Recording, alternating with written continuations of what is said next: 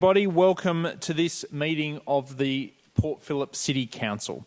The City of Port Phillip respectfully acknowledges the traditional owners of this land, the people of the Kulin Nations. We pay our respects to their elders, past and present.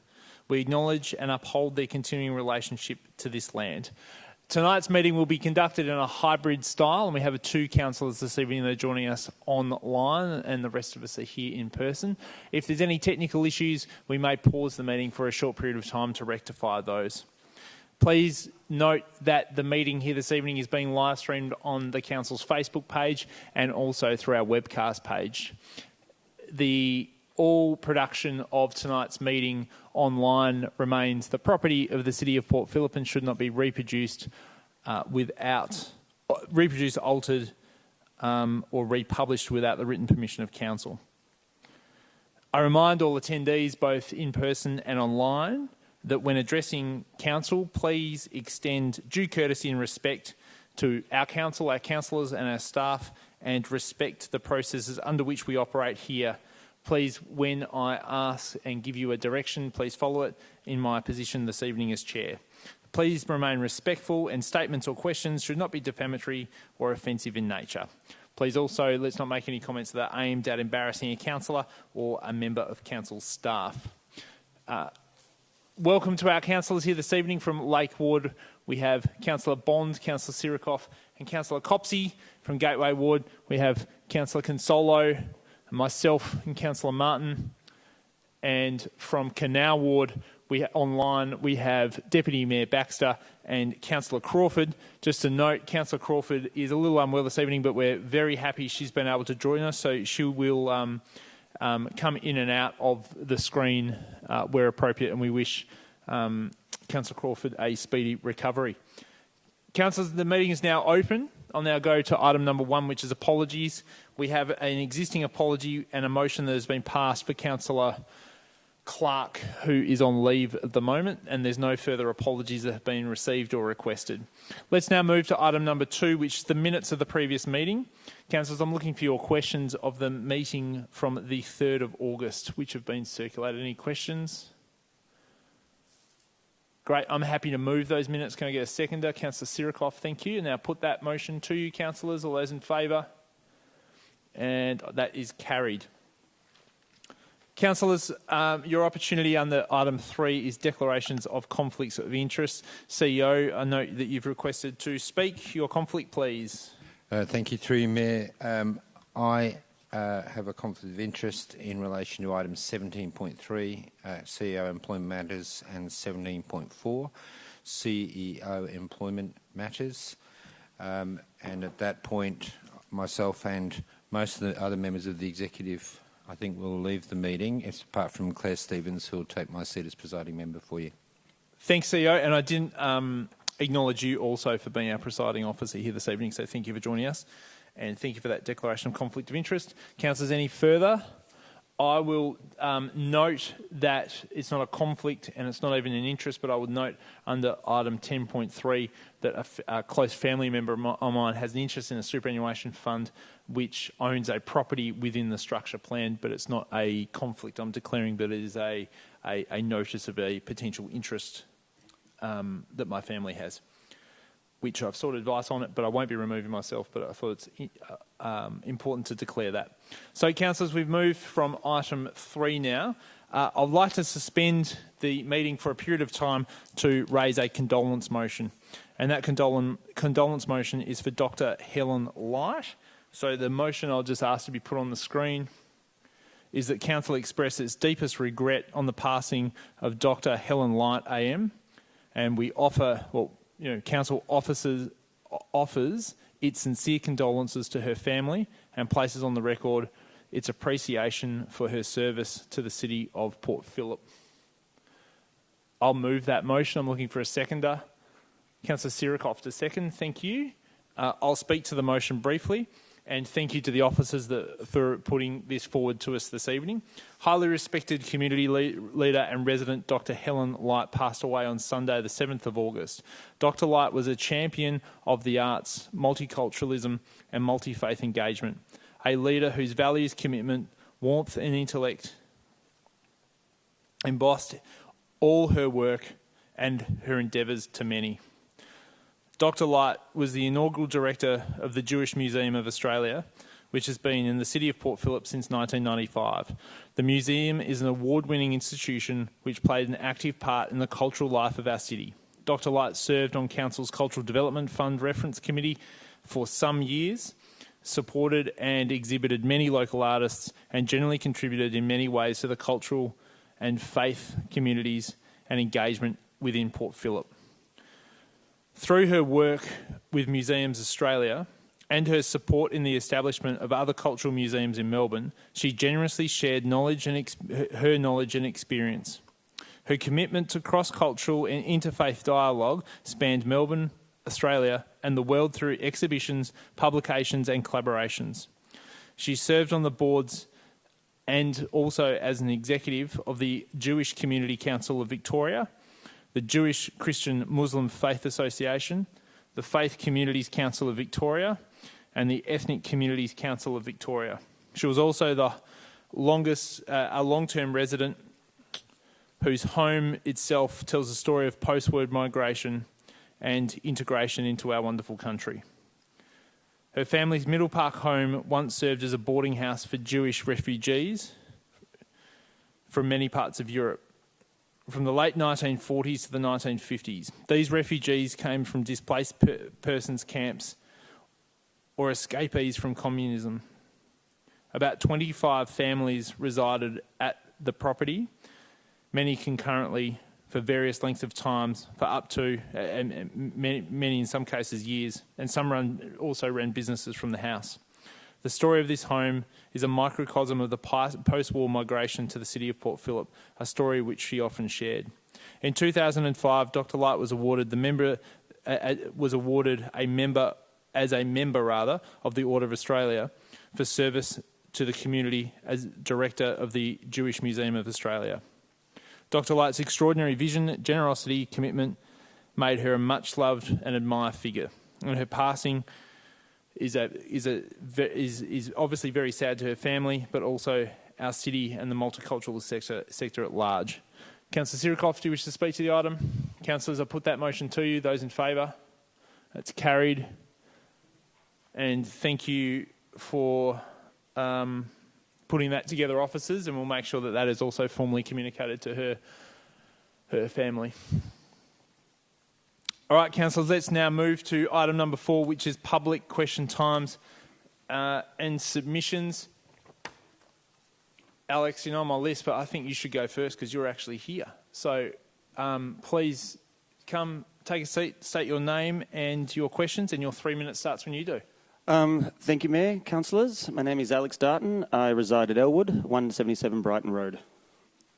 And my question tonight is in regards to the Act and Adapt strategy.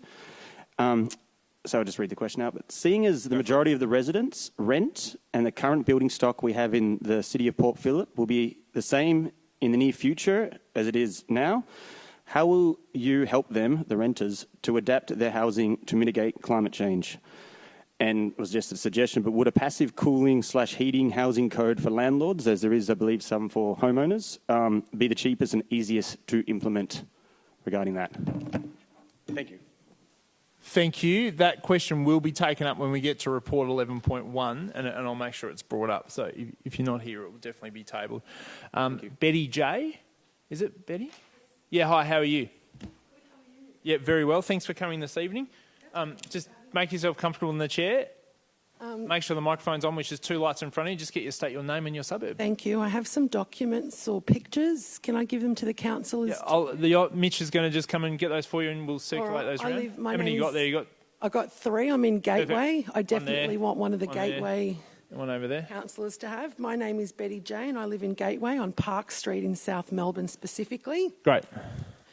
Last Friday, I came to council to get myself a parking permit. Interestingly, you guys have great parking facilities down here, very accessible. Unfortunately, I haven't actually had a chance to use that parking permit. You see, other than Sundays, my entire neighbourhood is filled with construction workers that take up every single spot, including Officeworks. Officeworks have had to hire security to manage the construction workers from entering in the morning between 7 and 10 a.m, and they seem to still sneak in after the security leaves. Once I leave Palmerston Crescent in the morning, I cannot come back till after 6 p.m. after all the construction workers have finished for the day. Now, I've always believed, I'm here today to take a stand for my community and the highest good of all. I've always believed that the role of council is to consider the best interest of the community. Sure, you guys need to make money and revenue, but that revenue is to create security and comfort for the community. What's happening in South Melbourne is not in line with the highest good of those in the community. It is in line with the highest good of construction companies and corporations, and that aligns with money. What comfort and security are you guys providing the residents that can't access their own car parks, their own streets, and what comfort and security are you providing me? When council aligns with corporations and money, it's no longer about helping people in the community to feel safe and secure and protecting them. It's the total opposite. This council doesn't seem to care that for the many years ahead, the residents will feel frustration and stress at having to drive to the next suburb just to get to the car parks, just to get to their car park spot. They won't care that we don't have room for ambulances or removal trucks. They just won't care. I doubt any of you have even come to have a look at what's going on there. Once you don't have any, it seems that what council's attitude is, oh, you don't have anywhere safe to park, that's okay. Because once the construction's finished and we prove that the community engagement doesn't need those streets because they're filled with construction workers, then we'll turn them into parks. Then we'll turn them into green, and that green is not there to serve me, it's to serve the multi-million-dollar apartment owners and dwellers that construction triangle is servicing. No one seems to care that stop signs have been pulled out, that street parking signs have been pulled out, that visibility has been stopped, that there's no traffic management. No one seems to care that there's no safety in the area. I live facing the 2, potentially 4 sites. Not once in the last year and a half have I seen a parking inspector give any of those cars a single fine, and I would be curious. So we're talking Palmerston Crescent? Palmerston Crescent, Kings Place, Cobden Street. Right. Yep. Not once have I seen any of your parking officers there, and it blows my mind. Okay. So as you guys are talking about the 20-year plan for South Melbourne, I think you guys really need to ask yourself, are you aligning with community or are you aligning with corporation and profits? Because I call that corruption. Careful there. So we're doing well up until the last word. Sorry. Let me, can I split this up a bit for you? So you've obviously made comments regarding That's this morning's report. photos. No, that's fine. Yep. No, but regarding the report, but I think... I'm not saying anyone's corrupt, but the system is not working. Let me talk. Sorry, Mayor. I think you've made some good points in relation to the report, but a lot of the items you brought up here aren't really relating to the report. So maybe if I could ask officers to comment on a couple of these items that you've brought up. Before we do, I just want to make a couple of points. Council, and I know it's your view, but we're certainly not in bed or in cahoots with developers. So it's the first time we've seen you come to council, but I don't think that's a fair comment. So I just want to illustrate that to you. The second thing is councillors are concerned about it. Councillor Consolo, Martin and myself were looking at this exact area probably 2 weeks ago or a week ago, and all councillors have done tours of this area. So that doesn't compensate for the problems you're facing, but please understand councillors take these issues very seriously. Now, could I ask officers to comment on a couple of items? Removals of signs, traffic management requirements for construction in the area, and also any safety concerns that we're taking into account for this area. And feel free to take them on notice if that's okay. Is there someone that can help us with some of those concerns at the moment? Kylie Bennett. Through you, Mayor.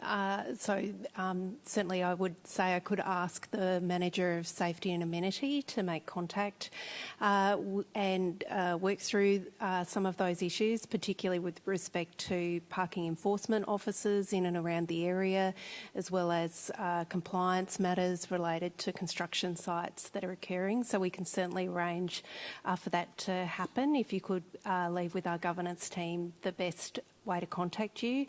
Certainly in terms of those elements, we can have the Manager of Safety and Amenity contact you.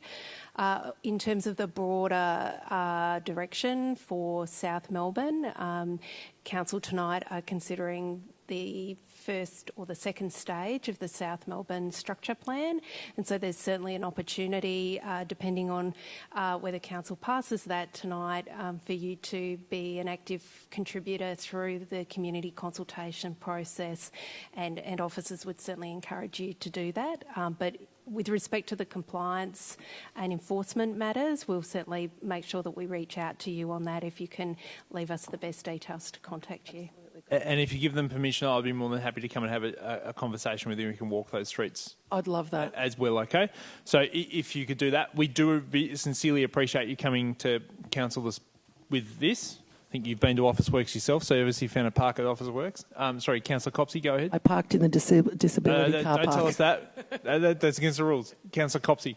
My question was, not my ward, so if you could let me know, is what you're complaining of that there is not enough permit parking available for you if you have your permit, or is it, so that's about the type of parking that's available in these streets, or is it that people are parking in permit parking illegally and we need to do more enforcement? Which is it, sorry? Look, Councillor Catherine Copsey, there is no permit parking in that area. It's all 1 hour ticketed parking, and it has been, I've been in the area for 20 years. And it's been 1 hour ticketed parking for 20 years till 6 p.m. at night. Then it's free on weekends and free afterwards. There's never been, if you come on a Sunday or a Monday when the construction workers aren't working, there's hardly any traffic. As soon as construction's on, there's many sites in South Melbourne in that area, not just that triangle, but across Dorcas Street, and they are flooded. So I don't think anyone foresaw, once they were approving all this construction, that the construction workers would need somewhere to park. And they've literally just drive from near and far, and they park in all the streets, and they ignore the time limits. They're literally there all day. Thanks, Councillor Copsey, and thank you for joining us. And if we need your permission to release details. So you can release details. Who do you want me to give my permission? Right. If you just give me your email address, I'll shoot you an email. I'll be happy on a Wednesday morning to come and spend half an hour with you, if that's okay. Thank you, Mayor. No worries. Thank you for coming. Thank you, everybody. Eddie, appreciate that. Now, I think there's one more person in person. Peter Moratis, is he here? Is he online? He's not with us. We might... Joe, we might read that out at the end. He might turn up, so just take that on note if we could. Let's now go to the virtual ones if we could. Victor's first, if we could cue Victor up, and that's Victor Watt speaking to item 9.1. How are you? I'm well, Victor. If you can just state your name and your suburb. Victor Watts, and I'm from Sunbury. I do the pony rides at St Kilda Foreshore on weekends. On Sundays, I've been there for 28 years, and we pay a 16% off every ride we do, which is a $10 ride. And we asked to see if we can get that waived, and we got the answer no. I'm just wondering if we can get a reduction. The paddle boarders pay 4%. We pay 16%. Now, I had David from Sports and Rec say, well, just put your prices up. We charge $10 a ride, which we try to keep the prices down so people can afford it. Like, they've got to pay for parking and then have a pony ride. It ends up being pretty dear. And with the upkeep of the ponies, like we have nearly 20 ponies, and that's because we can't just use the same ponies each week. We've got to change them over. And it's just getting very hard with all the costs and all the outgoings on them. And I was just wondering if we can't get the 16% taken away, if we can have it dropped to the same as what the paddle boarders are, which is 4%. Thank you, Victor. Now, I know a bit about this, but are the officers ready to answer? Yeah, who is that? Through Dana, how are you? Hi, through you, Mr. Mayor. Go ahead.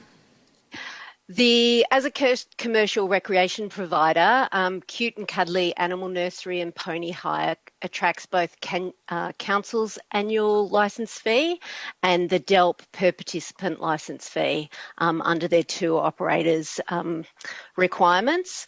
The DELP fee is $1.60 for children and $2.40 for adults, and that goes across all commercial rec providers right across the municipality who are on council managed land on behalf of DELP.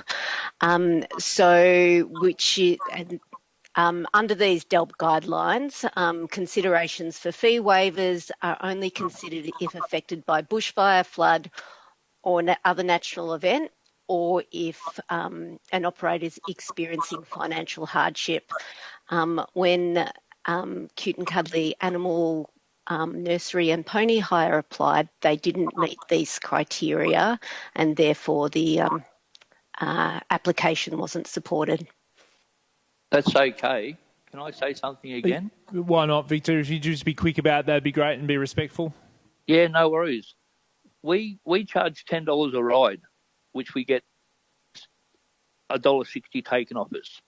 The paddle boarders charge $60 for an hour, and they pay $2.20, which is 4%.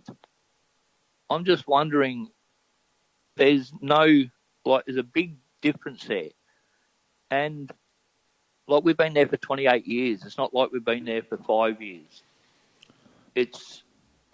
And we have to keep live animals. The paddle boarders put their stuff in the back of the truck and close the truck. We can't do that. Thank you, Victor. Did someone, Councillor Consolo, would you like to ask a question or say something? Yes. If the guideline from DWELP is that it could consider financial issues, but we're doing a 3-year here, could there be some time within the 3 years that could be addressed again, should this discount come up for that reason? Dana, can you help us with that question? Through you, Mr. Mayor, the fee is actually the fee and the requirements for this are actually set by DELP. So the $1.60, the $2.40 go across everyone, and it's a DELP requirement, not a council requirement. And if I could ask a question, do we administer the requirement? Do we collect the cash, or does it go straight to DWELP? Through you, Mr. Mayor, we administer it and collect the fee. But it goes to DWELP? Through you, Mr. Mayor, no, it remains with council. Oh dear. So we get the money, but DWELP impose us to make the fee. Is that correct? That is correct. Right. There may be some other options we could perhaps look at. Sorry, I wasn't aware of that. Okay. Victor, thank you for coming to council.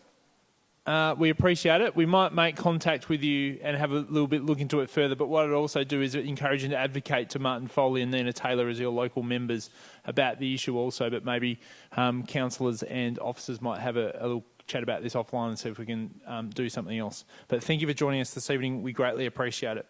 I'd just like to keep the cost down for the people. We can't put the price up like the council, like David has told me, put the price up. We don't want to do that. We want it to be affordable. We appreciate the service you're providing, and we want you to keep doing it. So we'll have a look into it, and we'll come back to you if that's okay, Victor. And thank you very much for joining us here this evening. I now call upon Deborah Sykes, isn't it? Yep. Speaking to item 11.1. Deborah, can you hear us? Yes, I can. Thanks for joining us. Just state your name and your suburb, please. Yeah, hi, my name's Deborah Sykes, and I live at 33 Longmore Street, West St Kilda, and I would like to, as you said, speak on item 11. So firstly, in the recommendation, I object to the climate emergency plan being called a response. Response implies a reaction rather than a thought-out strategy with clear targets and dates and metrics to assess progress. And on my reading, it's not clear to me how the Act and Adapt strategy and the climate emergency plan are going to be integrated. If perhaps the Act and Adapt plan gives a framework, then the actions probably need to be in the climate emergency plan, which means we need that now. Act and Adapt needs clear targets with dates and metrics so we can assess the progress. We're talking about a climate emergency, and just that word itself says that it's something to be taken seriously and acted on now. The timelines indicate that the Council won't have an action plan until September 23. So that doesn't feel like this is being taken as seriously as it should. Act and Adapt has 146 sub-actions, but there's only a few areas that are to be reported on. So it's going to be hard to see the progress being made, for instance, in community emissions or tree cover. There needs to be a detailed roadmap or a plan to operationalise the objectives and policy direction. The biggest omission for me in Act and Adapt is actions regarding community emissions. Although Council's annual report last year did report on community emissions, this is a seriously important issue and it's missing from Act and Adapt. We need priorities, timelines and reporting in Act and Adapt regarding community emissions. Citizens need to be able to feel they can, in their own way, take action to contribute to addressing the climate crisis and not feel disempowered. We heard someone earlier talking about rental properties and what can be done. Local community is where people can be encouraged to collectively take action on climate because they can see tangible outcomes.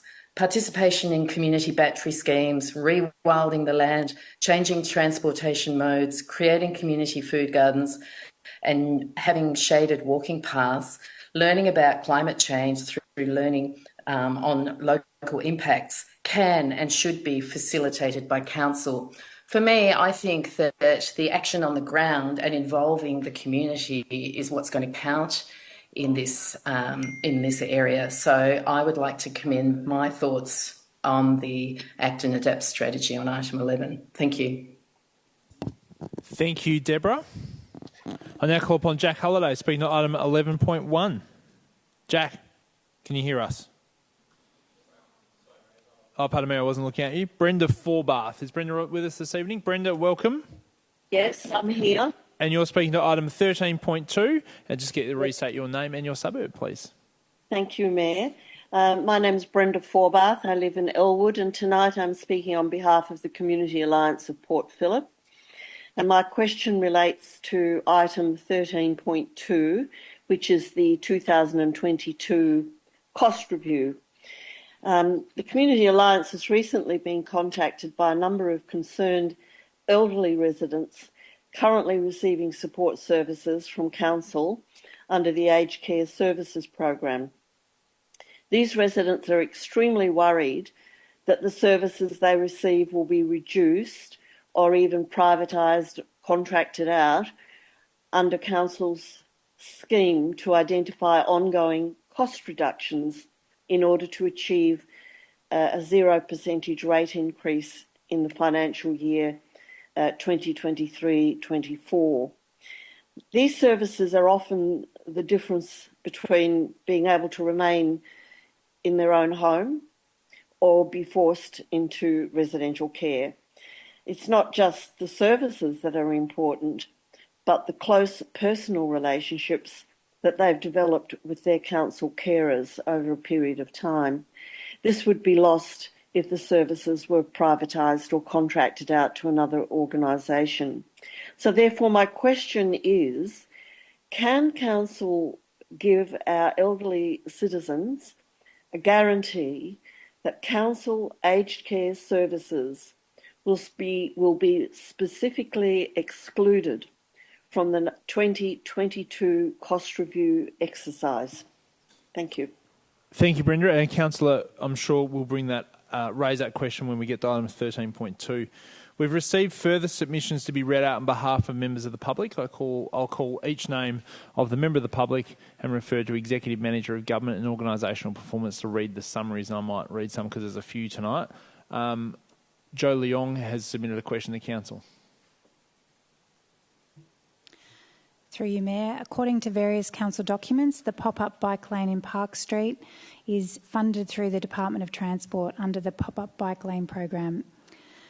We have received conflicting advice that the bike lane in Park Street is not under the DOT bike lane program. We would like the council to provide a published document which supports the advice that the Park Street bike lane is not under such program. Residents had acted according to the above-mentioned published documentation, and we demand transparency in council action. Thank you. Thank you. Lee McCann has submitted a question to council. Oh, sorry, pardon me. Brian T, you're up. Brian, if you give us an answer to that question, go ahead. Thank you, Mayor. And through you, Mayor, Mr Leong has identified two documents which he correctly states relate to Council's consideration of Park Street and authorisation of Park Street and a request for the Department of Transport to fund the temporary section of Park Street through its pop-up bike program. There is, in addition to that, Mr Leong asks if there are any other documents. There is, in addition to that, a council report on the 2nd of March 2022 in which council authorises the design and development of the temporary section of Park Street, and I will forward to Mr Leong a link to that document. Thanks, Brian T. Lee McCann has submitted a question to council. Through you, Mayor, given that the municipality is already one of the most densely populated in Victoria, that the Municipal Kindergarten Infrastructure and Services Plan, developed in partnership with the Department of Environment, Land, Water and Planning, highlights the need for preemptive investment in quality childcare capacity, that the municipality's own childcare services policy states all children in Port Phillip should be able to access quality early education and care when they need it, that the Victorian Government has committed $9 billion to expand kindergarten programs across the state, that there have been overwhelming community response that is against the proposed sale of Eildon Road Childcare and Kindergarten, Elwood Children's Centre and the Avenue Children's Centre and Kindergarten, acknowledging its democratic responsibility to adhere to the will of the electorate. Does the Council still intend to follow a course of action that is not only counter to the community's wishes but is also based on an original premise that is no longer valid? Thank you. Felicity, is Felicity online? Oh, sorry, pardon me. Sorry. If you can answer that for us, that'd be great.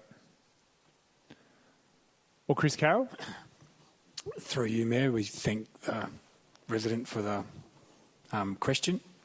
Our council is still considering its approach to those children's facilities, and we'll hope to report back to the community as soon as possible when they've reached a decision. Thank you, Chris. Next question is from another Chris. Chris Zaire submitted a question to the council. Eastern Road Reserve, bordering Heather Street, Eastern Road and Park Street, is the topic of the question.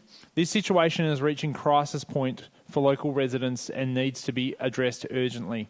Would council consider a temporary relocation of the fenced dog park to a large off-leash dog area, perhaps located on the north side of Albert Park Lake, to allow a reprieve from the consistency of barking for residents?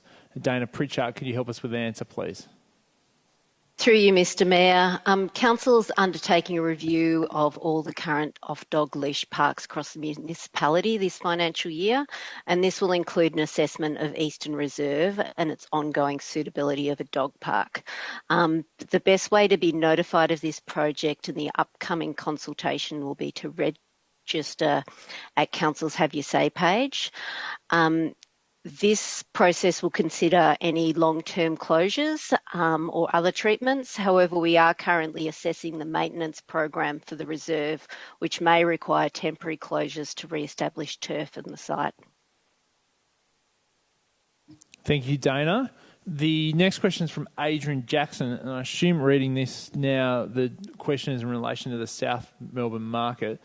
I was alarmed to hear that Port Phillip City Council is to force a popular storeholder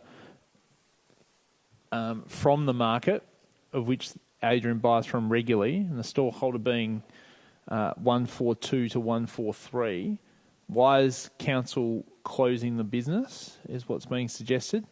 And could council detail the use of consultants in lease negotiations?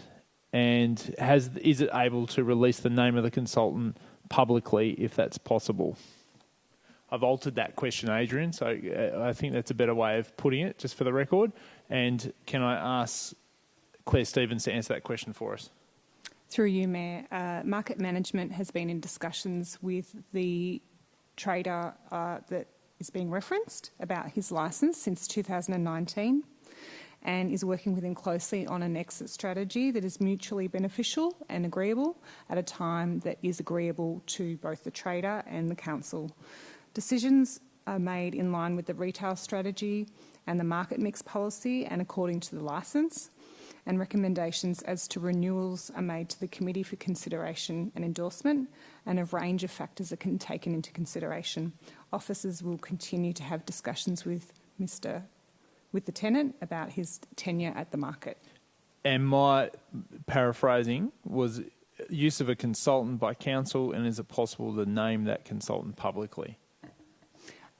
Through you, Mayor, I don't think that would be appropriate at this time because the question was also about engaging a consultant to terminate leases, and that is not the case. Perfect, thank you. Next question is also from Adrian Jackson, and I'll change this one as well, but I think it will come to the question. So Adrian states that most dog owners in Port Phillip appear to be reasonable, however a small minority perhaps are not. The council should require dog owners to provide proof that the dog has received obedience training and witness the owner controls of the dog before the dog is registered.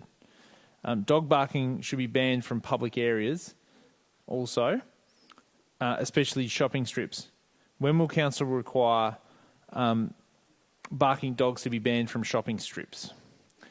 And when will council also implement Mr Jackson's first suggestion around obedience training for all dogs within Port Phillip and enforce it rather?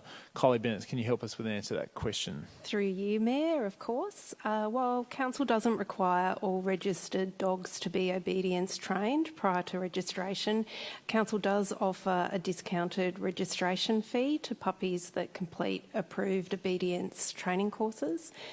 Council's domestic animal management plan outlines a range of actions to assist with owners controlling their dogs, including increasing education and awareness campaigns, particularly directed towards dog owners, exploring new ways to display messaging such as signage and footpath stencils, increasing patrols of parks, especially in peak times in hotspot areas, engaging with the Lost Dogs Home to provide 2 dogs in the park training events per annum, and also providing a register of dog training providers on Council's website.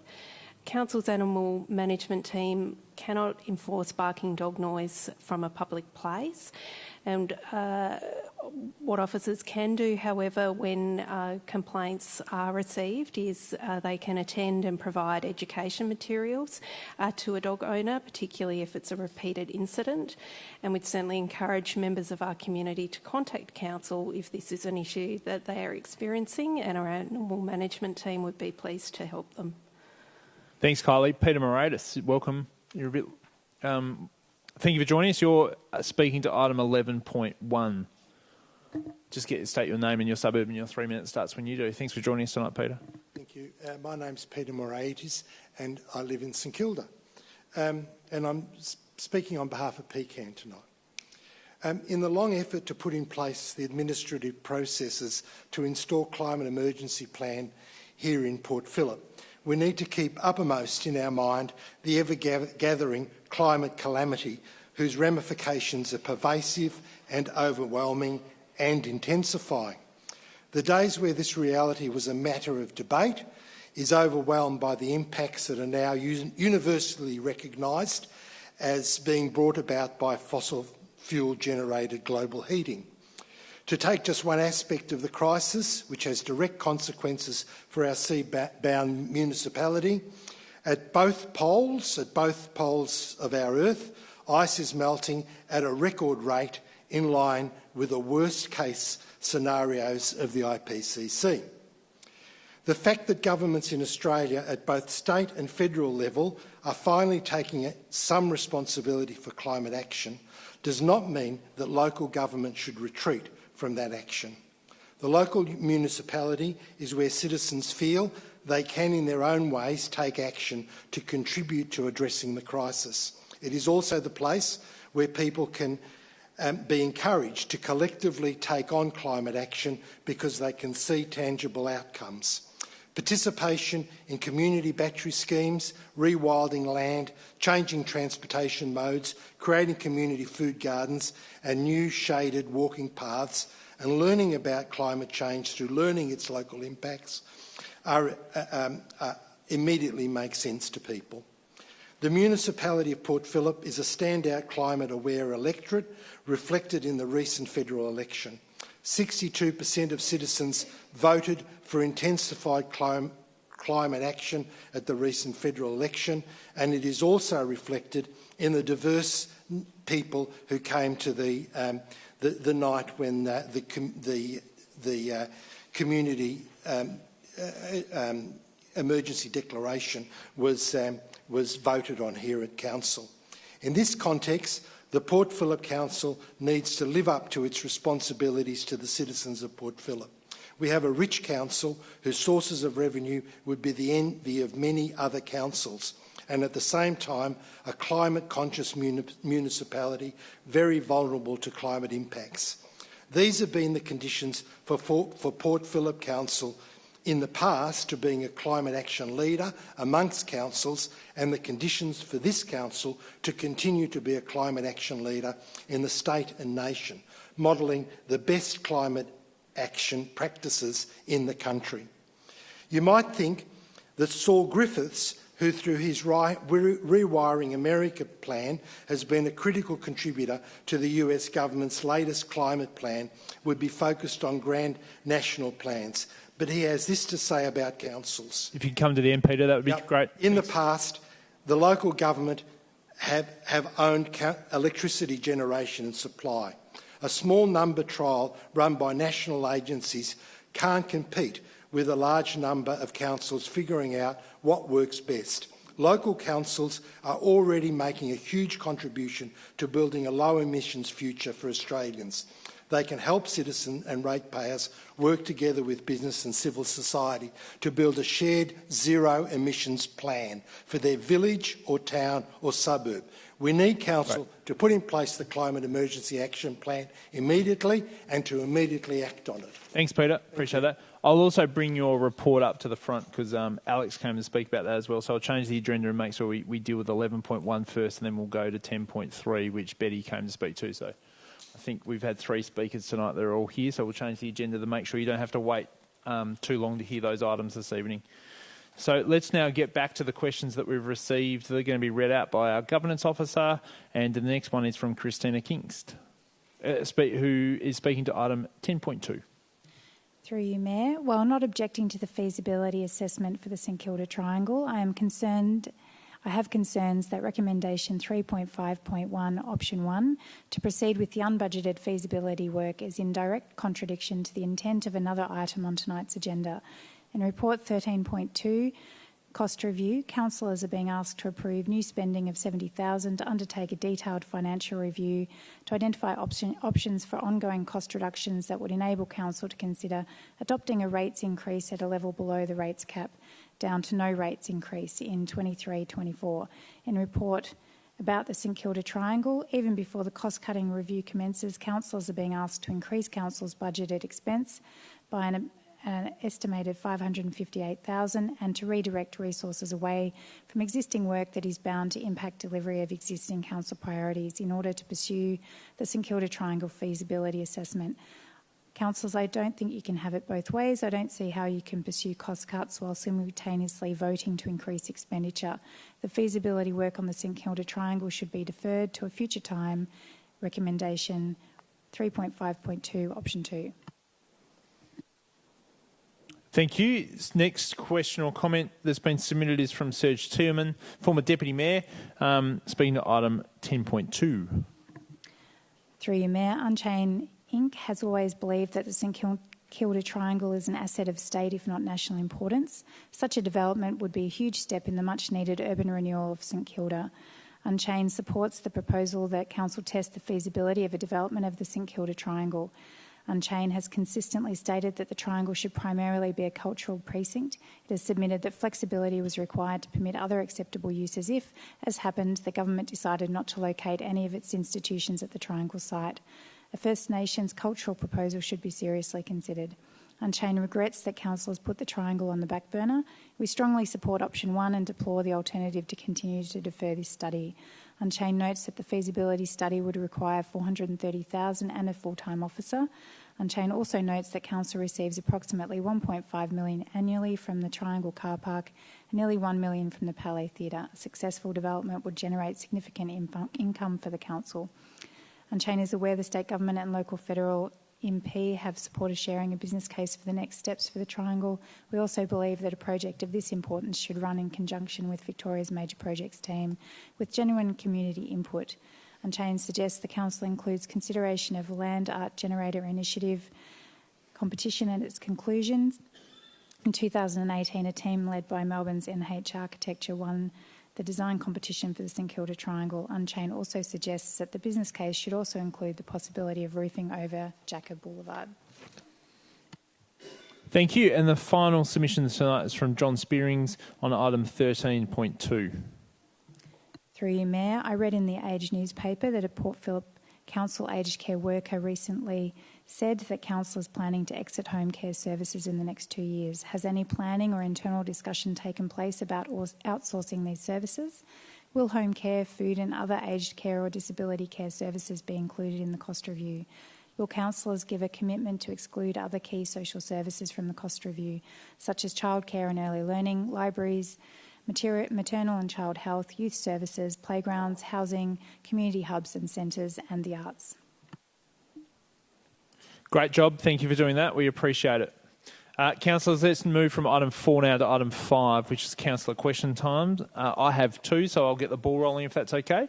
Can officers provide details of the works to remove bluestone blocks on the gutters around St Vincent's Garden over the past 12 months? There's been reports from the public that the works stopped for a number of weeks, and during this time, whilst the works were stopped, the bluestone blocks were on the sidewalk and on the road, laying stationary, and over a few nights, trucks arrived to allegedly illegally remove the blocks from the site.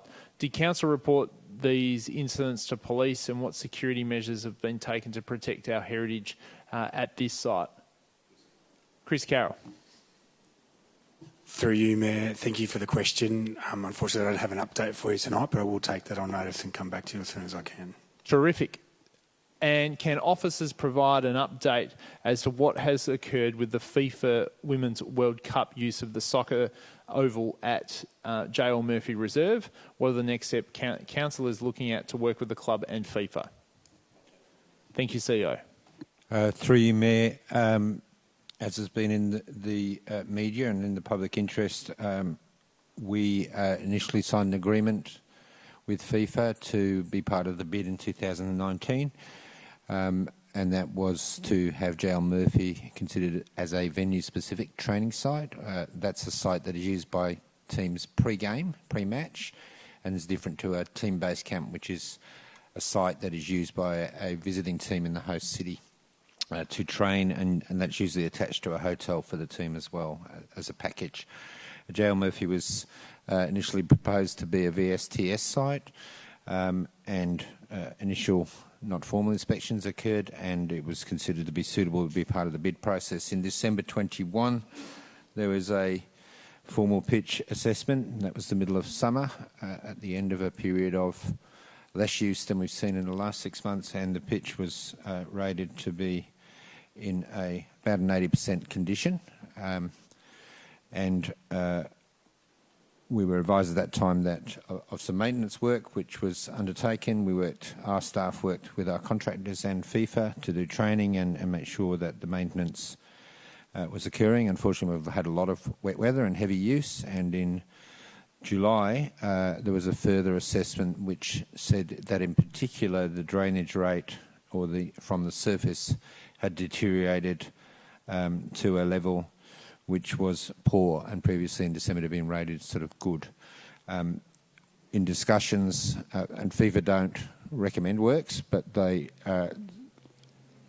advise us that we need to look at structural drainage solutions to get the site back up to a proper drainage rate.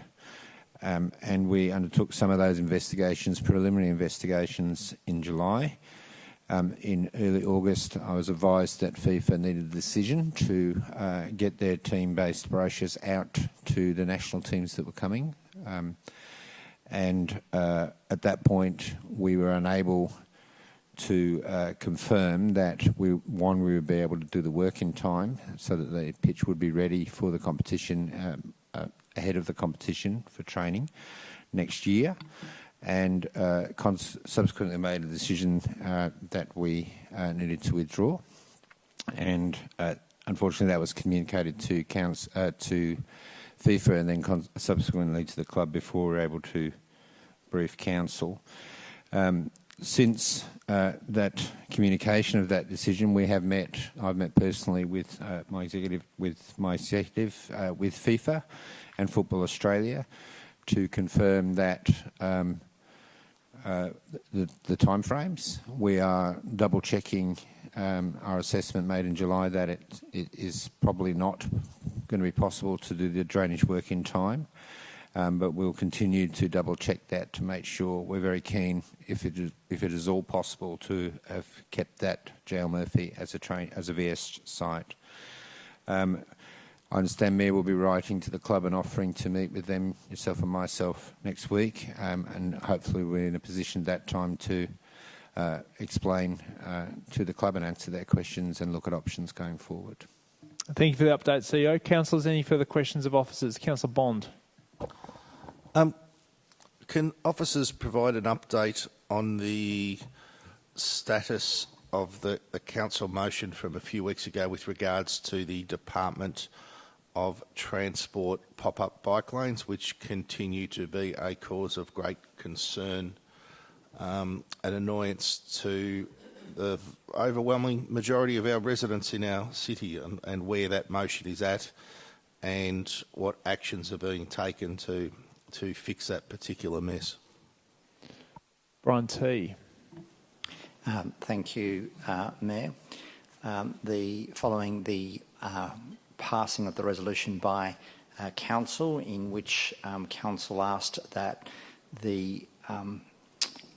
that a letter be written to the department requesting certain changes to the pop-ups, and also requesting an examination of certain other aspects of the state government's pop-up program. Subsequent to that resolution, Council has written to the department informing them of the resolution, and the department has responded and indicated that they are happy to work with Council to develop a response to the resolution. The resolution required that that work be done quickly. I can confirm that discussions have been ongoing, that councillors will be receiving a briefing next week, and that there would be a report brought to Council subsequently, I think on the 7th of September. Thanks, Brian T. Councillor Bond, follow up. Oh yeah, just a further question is, so far I've been unable to ascertain if anyone at the City of Port Phillip was aware of the intention to install all the concrete blocks and bollards prior to them actually being installed. Is anyone able to let me know who at the City of Port Phillip knew about that prior to them being installed? And if not, when they started to be installed, what did we do about it as a council if we weren't aware that that was going to form part of the infrastructure to be installed on our streets by the Department of Transport? Councillor Bond, whilst the question is fully in order, I wouldn't expect the names, etc., to be provided. But I think generally, a response to the question about whether or not officers were aware of it is fair and reasonable. CEO, can you help us with this? Thank you for the question, Councillor Bond. Through you, Mayor. Council were briefed twice in March, once by the Department of Transport and once by officers. And I've personally reviewed those briefings, and both briefings contain pictures of the type of infrastructure which was subsequently installed. It's fair to say that in the initial briefing in September there were less pictures, but certainly before installation occurred, which I believe was post-March, Council received images of the infrastructure that was subsequently installed. I think the question is more referring to specific information about the location of the concrete bollards. Let me help you, Councillor Bond. The location of them, whether or not detailed designs of the location of those bollards were provided to the officers prior to their installation. Brian T? Let's get this answer, then you can do a follow-up. Just trying to keep it slightly orderly. Brian T? Thank you, Mayor. I might need to take that part of the question on notice. What I can confirm is that the material that was on the department website was the material that council officers obviously had access to, but I will check in if there was any additional material. Let me do that. I think specifically is detailed design about whether or not we were identified where the bollards would go and what the shapes were is what. If you could take that on notice, that'd be great. Councillor Bond, follow-up. Go ahead. Just to clarify, the reason I asked that question is I've been provided. We're in question time, Councillor Bond, so we don't need clarification. No, well, the is there a question? Follow-up question is yes. Okay. I've been provided with copies of the maps that our officers reviewed, complete with commentary from our officers, and those maps did not contain any of the bright orange bollards or any of the concrete blocks that were subsequently rolled out across our city. So my concern is that we reviewed incomplete maps and we didn't know what was going to be rolled out. My question is, who in this organisation actually knew, or did anyone in this organisation actually know what was going to be rolled out prior to the rollout occurring, or was the first we were aware of these concrete blocks and bollards being rolled out was when they actually got installed? I'm satisfied that the question's been answered and it's been taken on notice. Councillors, any further questions? Councillor Sirikoff. Thank you, Mayor. On the same subject, I'm just wondering, what is the normal practice when councillors vote on a motion as to the details that they should have so that they can vote on something? As in this case, the bollards and the concrete blocks, should they be entitled to know what the details are? Are the officers clear on the question? Can I help you, Councillor Sirikoff? And if I'm not helping, just tell me to shut up. Okay. Could officers provide perhaps some more details around the amount of detail that's required to come to council for councillors to make a decision in a report?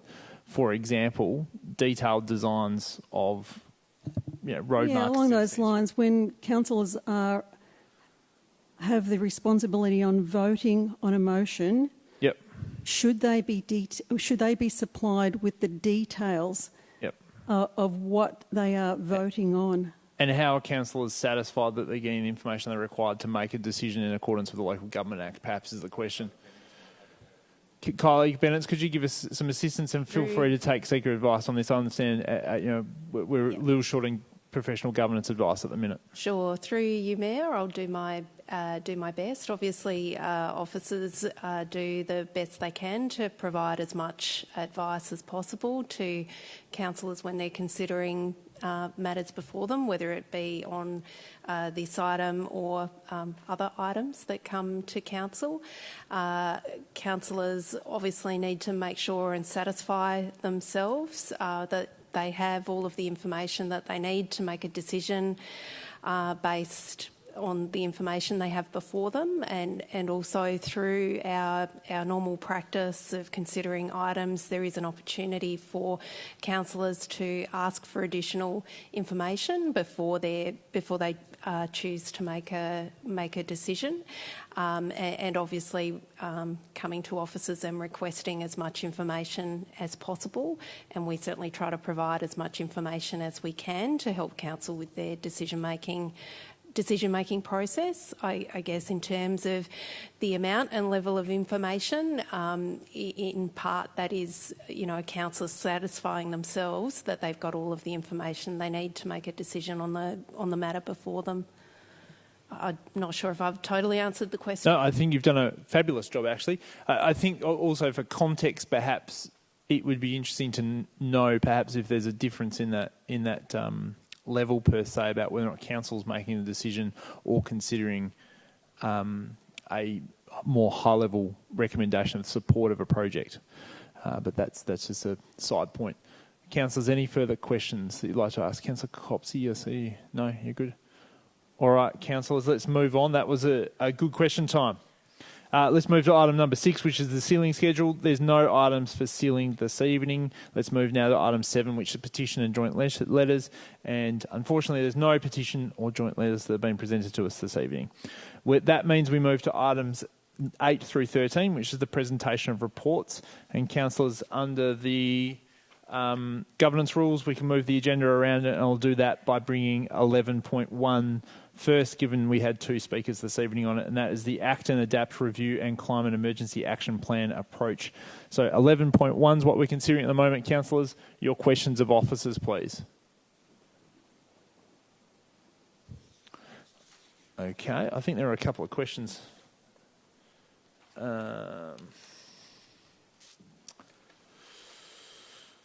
From the public, were they not? Yeah, I can ask a question. Yeah, if you could, Councillor Martin, that'd be great.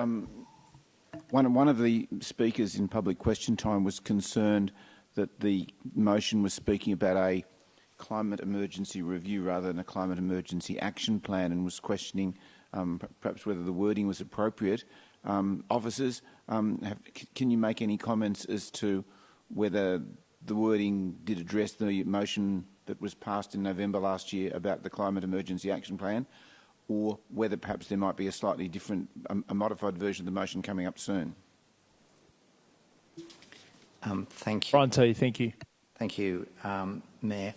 I can confirm that the intent of the paper, the report that councillors are considering, do pick up 2 aspects. Firstly, a review of the Act and Adapt strategy, and indeed a response to a council resolution in relation to the climate emergency. I can indicate that council officers are recommending an amendment to the current recommendation to make that more specific and clearer, and that will progress when we get will progress by way of an officer recommendation. Thanks, Brian T. I'll take up Alex Darton's question. So, seeing the majority of residents in the city of Port Phillip, I assume, rent, and the current building stock we have in Port Phillip will remain the same in the near and medium term. How will we help them, being renters, to adapt their housing to mitigate climate change? And what passive cooling and heating housing code for landlords will be the cheapest and easiest to implement? Can you help us with that, Brian T? Or, yep. Kylie, help us with that. Through you, Mayor, and Alex, thank you for the feedback. Council has previously conducted workshops to assist renters to create more resilient homes, and Council has done this in collaboration with other councils, but also through the Australian Energy Foundation. This is certainly something that officers can consider further as part of the review of Act and Adapt and the Climate Emergency Action Plan. Obviously, improving the environmental performance of private rental stock can make a contribution to the environment, but can also reduce ongoing housing costs for tenants, and that is something that we can look at and provide some options for Council to consider through the review of Act and Adapt and the development of the action plan. Thanks, Kylie Bennett. Appreciate that. Questions, councillors? Any further questions? Okay, councillors, you've got an officer's recommendation in front of him looking for a mover or something else. Who would like to move? Councillor Martin to move, Councillor Copsey to second. Councillor Martin. Thank you, Mayor. The Act and Adapt strategy is an excellent read, and if there's anyone out there listening who hasn't yet read it, I certainly enjoyed reading it when it first came out, and it lists a number of targets that councillors to aim for. It also makes a number of other more general comments about what we should be doing in addressing a whole range of issues in improving our environment, in particular addressing the issues of climate change. But that was developed 5 years ago, and since then, things in our society have changed a lot, as has the pressure of the climate emergency. So here at Council, we've now got the Climate Emergency Declaration, which I think Councillor Baxter moved about 3 years ago successfully through the Council. We've had global and local changes since the adoption of the strategy. Their political environment is significantly different, and there have been social, environmental and financial changes in our society as well. And there's significantly more evidence available now and more research to inform any actions about addressing issues such as climate change. And then last but not least, we've got far more advocacy and partnership opportunities to push promotion of our own policies through, not just through the City of Port Phillip, but through the state and federal governments. So given that, it's very, very timely that we take Act and Adapt out to our community and seek their input. And we've had people speaking tonight raising concerns. One of the concerns about tenants in flats and these tenancies not being appropriately addressing heating and cooling and things like that. There are a whole raft of things I'm sure our community would love to get their teeth into.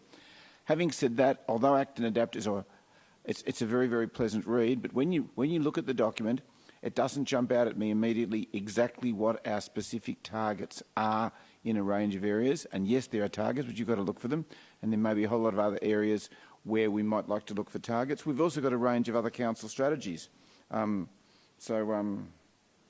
waste it, all these other strategies here, where there are other targets there. And what we agreed as a council 10 months ago was that we develop a separate document that can be developed in conjunction with Act and Adapt that would list all of the things that we're going to do in a summary document to address the climate emergency that we currently have, and that would pick up on all the actions that are going to appear across all of our strategies and come as a whether there are two separate documents or they're bound in one volume but they're very clearly separate. One document will be very, very clear and very, very instructive about what we're going to do, and the other document, Act and Adapt, will be a more detailed document providing more advice, and that many of the targets that will appear in the Climate Emergency Action Plan will then appear in Act and Adapt, and the rest will appear in other council documents. Now, the exciting thing about all this is that we have the opportunity to go to our community and see in our new social environment that we've got here, where we've, as one of the speakers mentioned at the recent federal election, the people in Port Phillip were very, very clear that a significant majority of them were supporting people who were running on platforms that were looking at addressing climate emergency. I see both the current state government and the current state opposition are going to be running very strongly on climate emergency action in the lead up to the state election. So I'm sure that our residents out there will relish the opportunity to be able to tell us exactly what they want, and then we as a council will be able to make some decisions about what we can afford to do in the short term and what we can do over the next 5 to 10 years as we develop a short and long-term action plan. Now, I have my own views on what we'd like to do, and one of our speakers said earlier, we should do this tomorrow. We probably should do it, and I'm not sure whether you would agree with me, Councillor Copsey. I'd like to think there were things we should have done yesterday. However, we need to go through a process, and our community may not fully agree with all the things that I'd like to do. So what we need to do is to find out what the consensus is in our community. Now, I'd be rather hopeful that many of the things that I'd like to see in our Climate Emergency Action Plan will be accepted by our community. But until we go out to our community, we can't be sure about that, and we need to reflect what our community want. And that's why we can't make changes overnight. We can't decide today what's going to be in our Climate Emergency Action Plan. We have to go through a formal consultation process, and that's why what we're going to do won't happen overnight. But the result that we get by going through a consultation process will be a far better result than something that Councillor Martin decided and forced upon the council this evening. So, councillors, I think this is the start of a very exciting project that's going to involve our community, and the end result when we get back here in less than 12 months will be we'll have a document that hopefully will be able to inform us. There may be budgetary implications of this, but again, This won't be a document that will formally tell us where to spend our money, and any decisions that require money that come out of the Climate Emergency Action Plan will need to come back through the Council, and the Council of the day will have to consider each of those proposals on its merits. So for those of you who are concerned about budgetary constraints, passing this motion is not locking us into spending money, it's locking us into considering recommendations that come back from our committee, and we may or may not decide to spend money on a whole variety of areas a little bit further down the track. Thank you. Thanks, Councillor Martin. Councillor Copsey. Thank you, Councillor Martin. You covered most of what I was going to say, so I'll just keep it brief. I'm really pleased to see us taking another step forward with development of this action plan, and I thank the officers for the clarity of the wording that's been provided tonight, so it's clear to our community that we're moving that particular document forward, the action plan. I think this document is going to provide a really succinct place where people can see the raft of actions that are being undertaken in response to the climate crisis in the city of Port Phillip. Obviously, there are a number of existing actions under a raft of strategies, such as greening Port Phillip, such as don't waste it and wanting to reduce the amount of waste going to landfill. We have existing targets under Act and Adapt, and it's timely that we review these given advances in climate understanding and also changes in our authorising environment at state and federal level. So I think that Councillor Martin nailed it in terms of the friction that we see between wanting to have a document yesterday, which, you know, it's an emergency and we should be acting as quickly as we can, but also I am aware that this is a topic that many, many people in our community will be passionate about and want to have input to. So this will move us forward in a fashion that allows that contribution, and indeed, as one of our speakers said tonight, I'm sure that there'll be heaps of ideas that come from the community about how community emissions in particular can be tackled, and we'll be very pleased to consider those. So pleased to see this moving forward, and thank you to the officers for all the hard work on this topic. Thank you, Councillor Copsey. Deputy Mayor Baxter.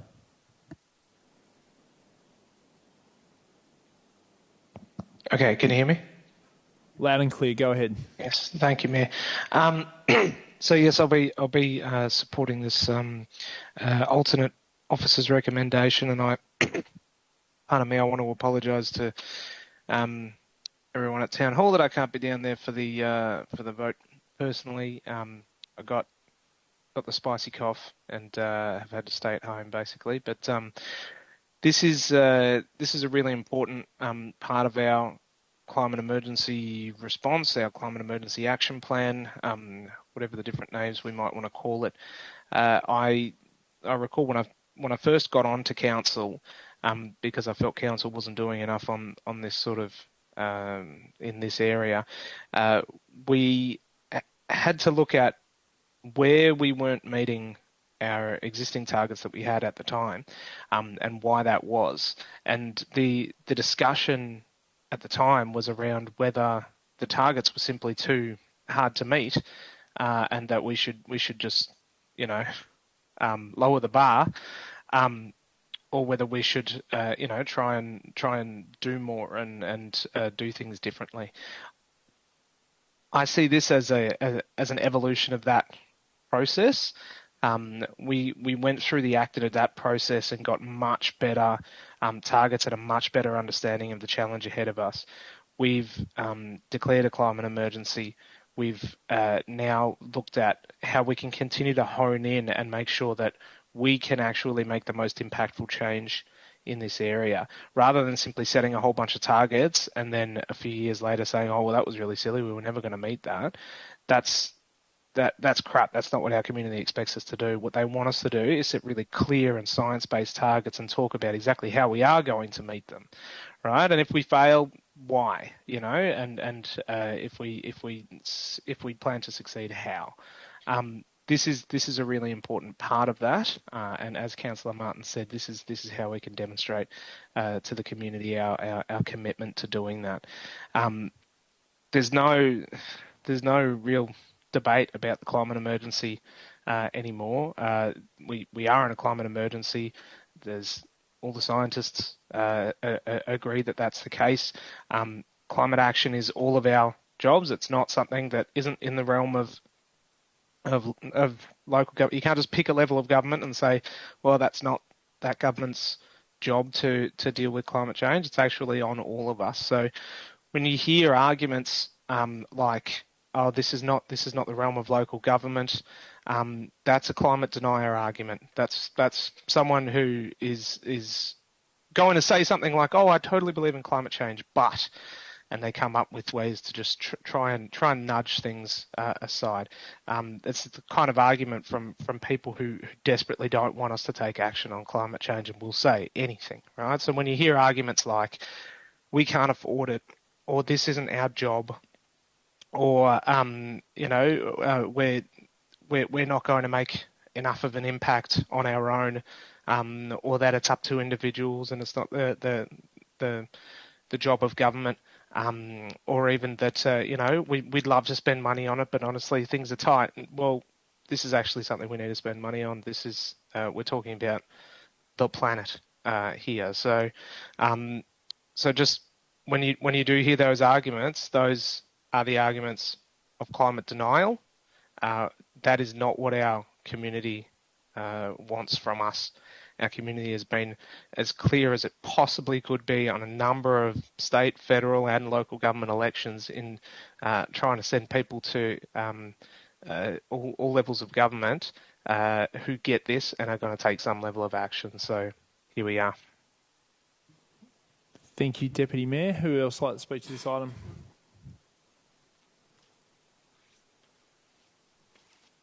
Councillor Sirikoff, go ahead. Thank you, Mayor. Whoops. I'm still of the same opinion that I held last November. Council already has an effective act and adapt strategy plan to effectively deliver on the climate emergency plan. I would like to address the 5 key priority areas listed in this report. Firstly, the first point, a greener, cooler, more livable city. That's what we want. Tonight we will be addressing in another motion a future South Melbourne structure plan which addresses housing, new buildings, enhancing streets and parks, sustainability and the way we move around our streets. As well, in the past 2 years, Council has planted some 1,400 trees during COVID and hoping to plant a further 500 to 700 trees this season, along with engaging with the community for planting days throughout this year. Only 2 weeks ago, there was such a planting day which occurred in Port Melbourne, and this Saturday there's another planting day in Elwood. Council is actioning the Greening Port Phillip program with the current Bothwell Street BioLink as well. 2 weeks ago, we endorsed the Nature Strip guidelines, which our community is extremely passionate about when it comes to their patch of garden. For the second point, a city with lower carbon emissions. As already mentioned, Council has a program for planting trees to reduce CO2. Council already has achieved zero emissions by purchasing and committing to renewable energy.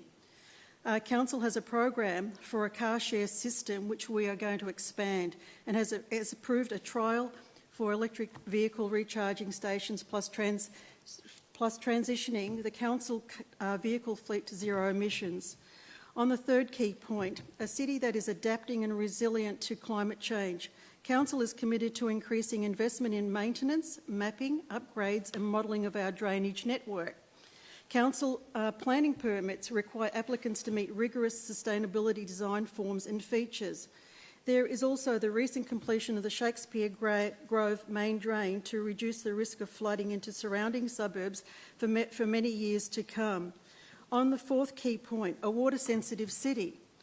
As of February this year, Council is actioning the upgrading of its irrigation infrastructure and buildings to maximise water efficiency and has also been constructing, over the past few years, constructing rain gardens in our streets and parks, along with increasing permeable surfaces.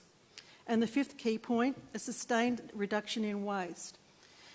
Council recently approved the rollout of the curbside FOGO waste system, which will begin in January of 2023, along with installing more community food and green bins. And yes, we can do more in this area. so that all households have easy access to divert food and green waste away from landfill. As well, Council engages in a number of organisations dealing with environmental issues such as the M9 and SECA. These are just a few, and I just want to emphasise just a few examples of what Council is already doing to address Act and Adapt and climate change plans, and the list does go on. As a matter of good business practice, Council should already be monitoring and updating where Council is delivering on any Act and Adapt actions. I recognise and appreciate the actions which have been already achieved by Council and fully support all the actions we still have yet to do on that list. However, I do not see the need to spend further Council funds on more report writing and tweaking around the edges of existing reports when Council staff has been delivering on environmental solutions along with providing advice to outside businesses. I would prefer to see practical outcomes with $125,000 being spent on planting more trees across our city, or even putting that money towards the Green Line, rather than more report writing, which is what's been happening. So Council knows what must be addressed and is doing it. Thank you. Thanks, Councillor Sirikoff. Councillor Bond, go ahead. I wasn't going to speak, but after listening to a few of my fellow councillors, I will. I hear time and time again that the debate's over. There's no point debating this. We've got to move on from the debate. And you get that again and again. Well, that's just not the case. There are plenty of dissenting voices out there. There are plenty of dissenting opinions, plenty of highly educated dissenting opinions out there. And that's the nature of science, is you always need to question what's occurring. And, you test theories and you come back with evidence and you either prove or disprove, and that goes on and on and on. I think it is very dangerous for when people sit there and say, that's it, there's no more discussion, this is it, we move on. And I think we've seen a very real example of that within our very own organisation with the rollout of these bike lanes. These bike lanes, they're for the economy, they're part of our move, connect, live, they're better for the environment, etc., etc., etc. And the result is we've seen these bike lanes come in and no one in this organisation was willing to question them. No one was willing to review them. No one was willing to stand up against the groupthink that occurs in this particular space, because I don't want to be seen as being anti-bike lane, anti-climate change, anti-climate emergency by actually pushing back and saying, well, what are we really doing to our community here? Is this the best design? And I suspect it's just gone straight through this organisation without anyone sitting here saying, hey, I don't think this is right, because no one wanted to be that person who pushed back against the general overwhelming weight of opinion that everyone else has. No one wanted to be that. And the result is this is what... Go ahead, Councillor Baxter. Sorry, I'd just like to bring a point of order, 49.3. The grounds that a statement is frivolous or vexatious. There are a number of statements that Councillor Bond there has made impugning council staff, councillors, and general science. So if he could just... I think he's just demonstrated my point. No one wants to hear a dissenting. You're very close to the line. So I was listening very carefully to what you were saying, and I've been a bit loose tonight because a councillor did actually swear, which I didn't pull them up on that either, which I probably should have. It wasn't you, Councillor Bond, don't worry about it. But you're pretty close to the line, and you are referring to items which I guess do relate to the report somewhat, but you're getting a bit off circuit. So what I'll do is encourage you to address the report we're dealing with, and if you're going to make statements, make sure they're backed by evidence that those events actually occurred. The motion tonight does reference our Move, Connect, Live strategy. It does. Part of the solutions to this, and I think it's very dangerous. So I guess I'm asking you to keep your comments to the report, and let's keep it concise. The Move, Connect, Live strategy, our bike lanes are being rolled out as part of the Move, Connect, Live strategy. The Move, Connect, Live strategy feeds into this particular document. And I think the dangerous groupthink that is on display here when we discuss this document. Can I clarify my point of order? Yeah, points of order. Sorry, where are we? Sorry, I just... Go ahead, Councillor Baxter. Sorry, Deputy Mayor Baxter. So my point of order was had more to do with the sort of crazy accusations about the staff and their living in fear because we've imposed groupthink upon them. That, I think, is the contravention of 49.3, not just that he's strayed in his just general raving. Yes, he has, but also that he made a very specific number of statements against our staff that I felt were completely inappropriate. My concern was they weren't specific. So to rule in favour of it under the section you've indicated would have to prove that they're not a statement of fact, right? So what I've asked him to do is say you're close to the line in terms of I don't think you should be going there, but to rule under the item you've referred to would be difficult. But what I am going to do formally is, Councillor Bond, this place works best when we stick to the facts, and I don't think if we go through...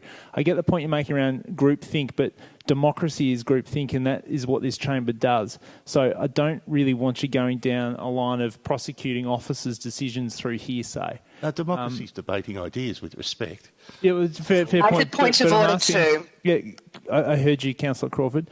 So what I'm asking you to do is stick to the report we're facing, and let's not go through a hearsay argument based on what you think has occurred in this place.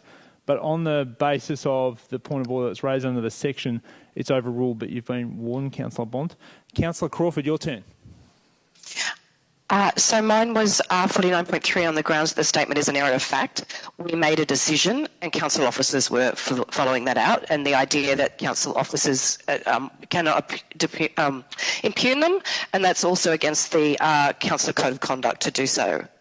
Sorry, you were a bit unclear. What is the statement of fact you're saying is incorrect? That dangerous group thinking that the officers were just caught up in that. We made a decision in the chambers and they were following that out. That's all. That's the fact. And any other suggestion otherwise is it's not in our code of conduct to do that. You say that in the beginning as well to public, not to mention anyone particularly and impugn them. So I think Councillor Bond is getting too close to the bone there. Which is what I've said. Did you use the word corrupt before, Councillor Crawford? Oh, I think Or did I mishear that? It's a bit croaky. No, I didn't say corrupt. I said it's inappropriate against the councillor conduct. It's not appropriate to do that in this context. Okay, so under the section you've referred to, I've already ruled on it. Under the councillor code of conduct, I've given a warning to Councillor Bond to stick to the report and not to address hearsay of officers, and I would encourage you to do that. I don't believe I have addressed hearsay. That's your opinion, Councillor Bond? Absolutely. I'll ask you to take the direction. So continue with your speech. I've dealt with the... Let me talk. I've dealt with the two points of order. Continue and please stick to the point. So I thought this was an opportunity for me to have an opinion. Was when I get to speak here. Speaking generally, and I think it is very much tied into this. The outcomes we've seen on our streets are a result of motions like this, where we all sit there and anyone who questions it gets told to shut up.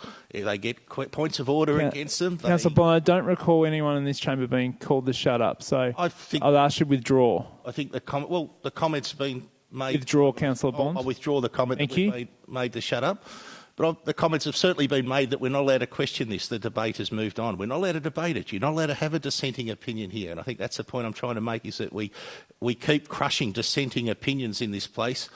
Outcomes will occur where people will not be prepared to push back and say, well, I can't do that because I can't question that because it's climate change. And that's exactly what I believe has happened with these bike lanes in our city. No one was prepared to question them. No one was prepared to look at them. As far as I know, no one in this organisation, no one's been able to tell me if anyone knew about the concrete blocks and bollards that got rolled out.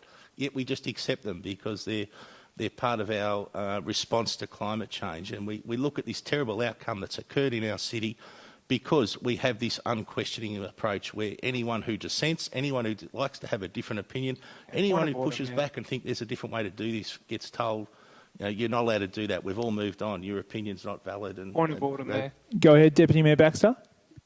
I feel that Councillor Bond is not actually abiding by your ruling and is continuing to rant about completely unrelated things. He's perfectly in his right to rant about things in relation to the report. So what he has to do is make sure it's accurate and within with the lines of the report, which I wouldn't say comfortable he's doing, but he's in his rights to do it. But Councillor Bond, I'd ask you to take my advice from previous comments.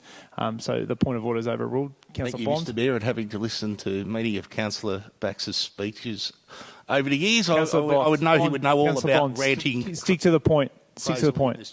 I will finish there. I think my point has been well and truly made. Good decision.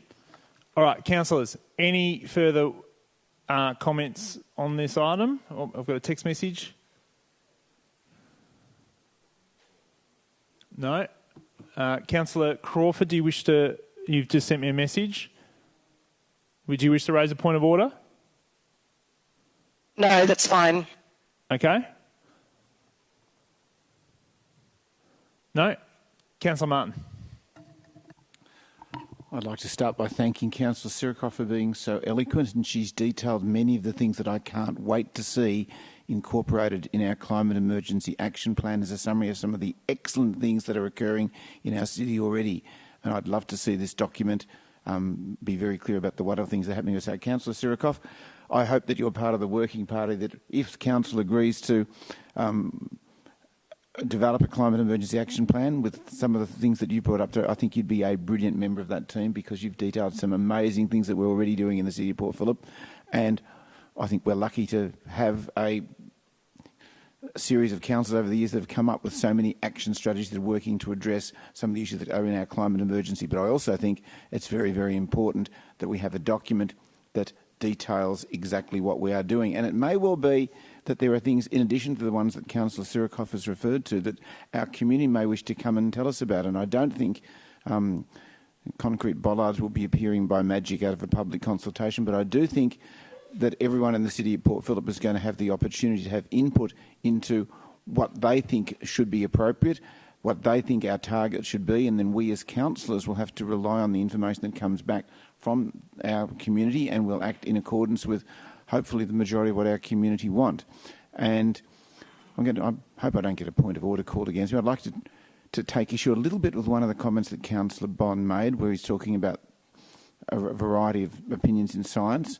As someone who was the president of the Science Teachers Association on the National Science Teachers Association Executive and has worked with several federal governments in developing policies in the area of science, environmental science, although there are some differing opinions, most of the science that I've been involved with in my professional career seem to think that the vast majority of scientists are of the view that most of what we're currently discussing are, if not facts, because there are very few facts in science, very, very, very well supported hypotheses.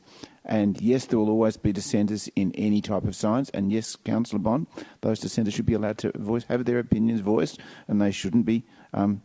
They should be allowed to make their views. But I think the good people of Port Phillip will make their views known, and I'm guessing that they're probably going to be supporting the significant majority view of our scientists. So I look forward to seeing the results of all this. Oh, Councillor Sirikoff, you were concerned about money being spent, as we all are, on a consultation process that's not necessary. Well, the Act and Adapt review is coming up for next year anyhow, so we were going to be going out to our community. So what we're doing is we're actually getting double bang for our buck, because as well as using the consultation process to review Act and Adapt, we're linking it in with the development of the Climate Emergency Action Plan.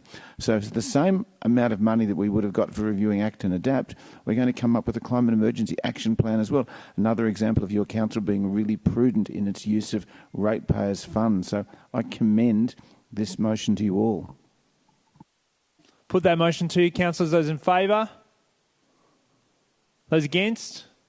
Can I request a division, please?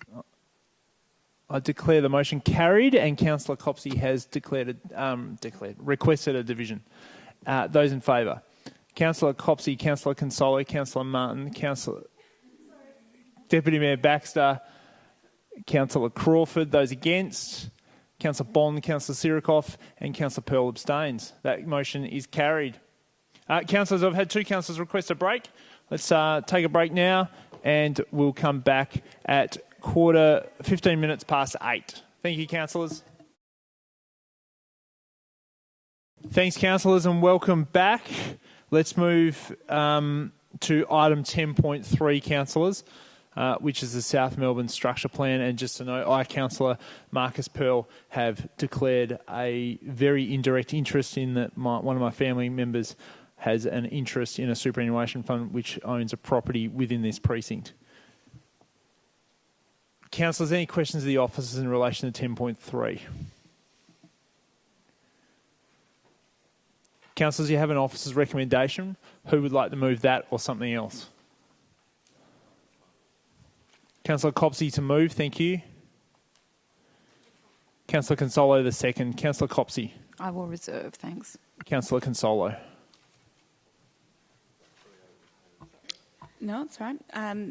This document has a lot of initiatives that address concerns around South Melbourne, as well as highlight some of its strengths. I think that this area has a lot of potential, and it's always been a well-liked area in our municipality.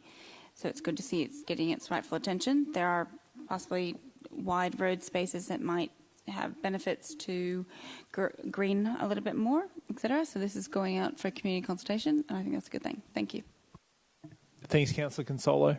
Councillors, who else would like to speak to the item? Councillor Copsey, I'll ask you to close. Okay, councillors, now put that. All those in favour? That's carried unanimously. Let's now resume the order of the agenda, and thank you for hanging around for that. Let's move now to report 9.1, which is the outdoor commercial recreation policy update and endorsement of successful operators for 2022 to 2025. Councillors, questions of the officers. Councillor Copsey. Thank you. I had a question. I note, having gone back and had a close look at the document, that the fees and charges for the council portion of the fee are set annually through our budget process. So I just wanted to clarify, though we can't, apart from through advocacy, change the DELP fees and charges that are incurred by operators. Council could, if it chose, through a notice of motion or a future budget process, change the other portion, our portion of those fees. Felicity Is that O'Brien. correct? Who would like to help us with this question? Through you, Mr. Mayor. Oh, pardon me. Dana, hi, how are you? Hi.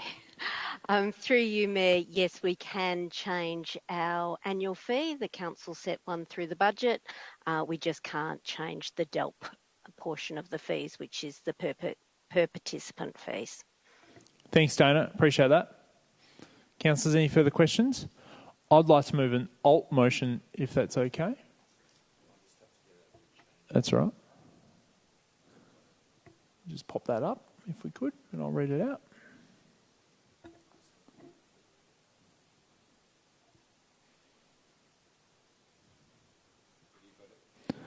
We're just waiting to put that up on the screen. So the alt motion is, and I'm doing my best here. So edit to 3.5, and it adds at the end of that will be applied to all permit holders and requests that the CEO investigate options for a full or partial rebate of the Department of Environment, Land, Water and Planning DWELP fees equivalent to. So where would we add that to?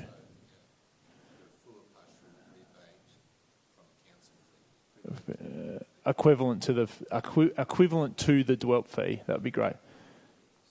No, that's fine.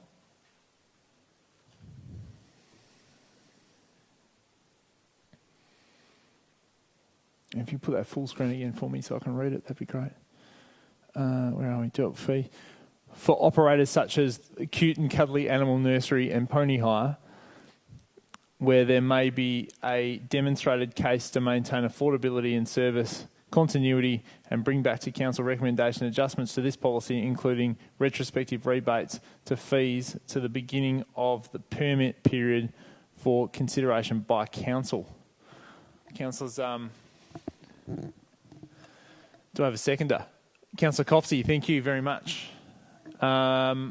It's more happy to obviously support the policy we're putting forward here today, and thank you to Victor for attending the meeting this evening, where I found out a small nuance to the experience that Victor's been going through that we've a few of us heard for a while, that I didn't honestly realise that we actually collect that fee and retain that money. I always thought it was a state government fee, which it is, but I didn't realise we were the beneficiary of it. So on a percentage basis, on a per ride basis compared to his ticket price versus other operators, it'd be interesting to see if the officers can work something out to see if it's fair and equitable, and if it's not, we may have a mechanism to be able to help that business and other businesses that have more of a different type of business structure that doesn't necessarily fit the levy structure that's being applied to them.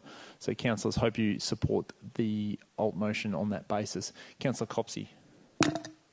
Thank you for bringing the alt, Mayor, and I'm pleased to endorse the operators tonight. And this way forward means that we can take up the policy, endorse the operators, and come back to this issue. So I think it's a sensible way forward, and look forward to hearing a little bit more information. Doesn't necessarily mean that council will proceed based on the options that are brought back, but I think that this provides us a way to move forward with the policy tonight. Thanks, Councillor Copsey. Anybody else wish to speak to the item? Councillor Consolo. Fully support this amendment. I hope that we can keep helping them to make this affordable, because there aren't many things on that list for families to do, and it's an important one. It's very engaging and well liked. Thank you. Thank you, Councillor Consolo. Councillors, I don't wish to close, so let's put that vote. All those in favour? That's carried unanimously. Let's move to item 10.1, which is the car share policy and guidelines review. Questions of the officers, councillors?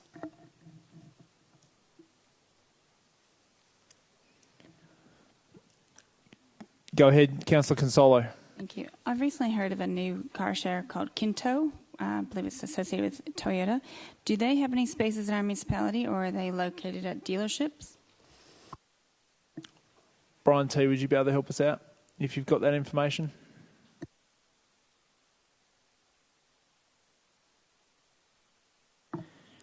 Thank you. Through you, Mayor. I am just checking the car share companies with whom we do have a relationship, and I can confirm that they will be a new operator that will be allocated bays soon, but have not as yet. Thanks, Brian. Appreciate that. Councillor Sirikoff, question yet? Yeah, thanks, Mayor. In the report, it says about identifying priority car share bays. I'm just wondering if council will be publishing in this draft report proposed car share, where the location of proposed car share bays, so that residents can give feedback if a car share bay is appropriate or not for their street, and also what is currently available. Brian T. Thank you, Mayor, and through you. Currently, where there is a proposal for a new car share bay, residents who are immediately adjoining the bays, the proposed bays, are consulted with, including if there's a large building, then the owners and occupiers of those buildings. Thank you. Follow up from Councillor Sirikoff.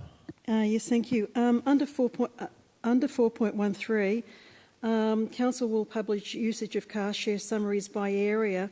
I'm just wondering if it's possible, will the areas be detailing location by location of each car share bay, so that we can, rather than by area, to see if those locations are effective? Brian T. Thank you, and through you, Mayor. So the reference to 4.13 is a reference to the target that is proposed. So under the new policy, as part of the engagement that the report recommends, there'd be a consideration of whether cars are used for, or a parking space is used for a minimum of 40 hours per month for individual car share users' vehicles, and this is to maximise and ensure that the limited parking that we have available is used by is taken up by car share vehicles that are used, and so the data will be collected from the car share operators to ensure that policy target is met should that policy come into place. In terms of the question from in terms of the question of where those bays are located, we could investigate that. We would, as part of this review, be happy to investigate the opportunity for data sharing through some open portal or other means.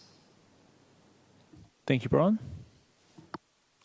All right, councillors, let's wrap the questions up there if possible. You've now got an officer's recommendation for 10.1. Do you wish to move this or something else? Councillor Copsey to move the officer's rec, I assume, and Councillor Martin to second. Thank you, Councillor Copsey. Thank you. I'll reserve. Councillor Martin. We've just committed ourselves to a development of a climate emergency action plan, and I'd love to see the result of the consultation on this particular document come out, and we may well be able to add that to our climate emergency action plan. Looking at the numbers with the fantastic increase in the growth of car share bays, and the data shows that every time we have a car share, we're significantly reducing the use of private cars. So look forward to seeing the result of the consultation. Hope our community are fully in support of our proposals, or perhaps even to extend our car share program even further than we're suggesting. Thanks, Councillor Martin. Councillors, would anyone else like to speak to report 10.1? Councillor Bond, go ahead. I know we're only putting this out to consultation tonight, so I look forward to hearing from our community, but I'm generally of the view we've got way too many car shares across our city, and they always seem to take up the prime parking spots at any shopping strip, when you could certainly put them a small distance from the main areas, but we don't seem to have that particular approach. We seem to give them parking spots 1A in every shopping centre we have, and there they sit all day, taking up a prime parking spot and denying opportunities for customers to get to our businesses. So I certainly think we're doing this the wrong way. There's a better approach that would have much less impact on our businesses if we located these. Well, one, had less of them, and two, located them a small area away from the main shopping strips. They don't have to be right on the corners, taking up all the prime spots, which they seem to do at the moment. Thanks, Deputy Mayor Baxter. Thank you, Mayor. Yep, I'll be supporting this motion. Unlike some other councillors, I am able to understand science and studies, and all of the studies worldwide. Point of order. Car share. Just point of order, Councillor Bond. 49.3 Part E, an error of fact. Error of fact that he was saying. Sorry, I think he was paraphrasing myself, that councillors are not able to understand science. Yeah, Councillor Baxter, it's I presume you're stating your opinion there. So on the 49.3, raising to express a difference of opinion or to contradict a speaker is not a point of order, but you are, again, pretty close to the line on some of the governance rules. So I'd ask you to just, as I did to Andrew, Councillor Bond, just stick to the report is always a safe place to be. So I'll overrule the point of order and allow you to continue, Deputy Mayor Baxter. Thank you, Mayor. As I was saying, there have been a number of studies that have been conducted on car share and bike lanes and other things as well, and their sort of impacts on local business. All of them, the world over, whether it's in Australia, whether it's in Europe, whether it's in the Americas or Asia, they all say that providing car share spaces and bike parking and bike infrastructure and those other sorts of things close to businesses, close to high streets, has a massive positive impact on those businesses. There has never been a study, ever, that has shown a negative impact of these sorts of things on local businesses. So when people go around saying that, either they don't understand the studies or they're deliberately spreading mistruths in order to further some political agenda, right? So what we need to understand here is that this draft car share policy will be good for local businesses. It will be good for local residents who would otherwise find it difficult to maintain a car in an extremely built-up area where it's difficult to find parking, where it's costly to maintain and run a car. This is giving them an option to actually not own a car. How wonderful is that, to be free of such a burden, an expensive burden? There are so many benefits to car share.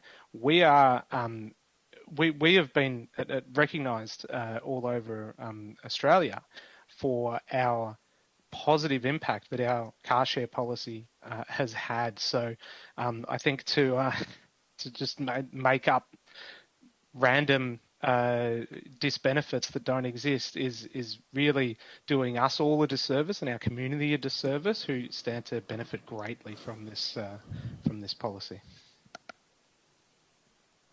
Councillor Consolo. Thank you. I will be supporting this tonight too. One, because it's out for community consultation, and two, because it's necessary and useful to have a program like this in our area, especially around affordability and convenience.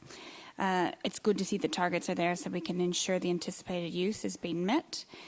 I do have concerns always about the balance between healthy competition of multiple providers and how people can actually interact with several companies, whether there's membership fees, joining fees, time for onboarding, things like that. So we have to get that balance right.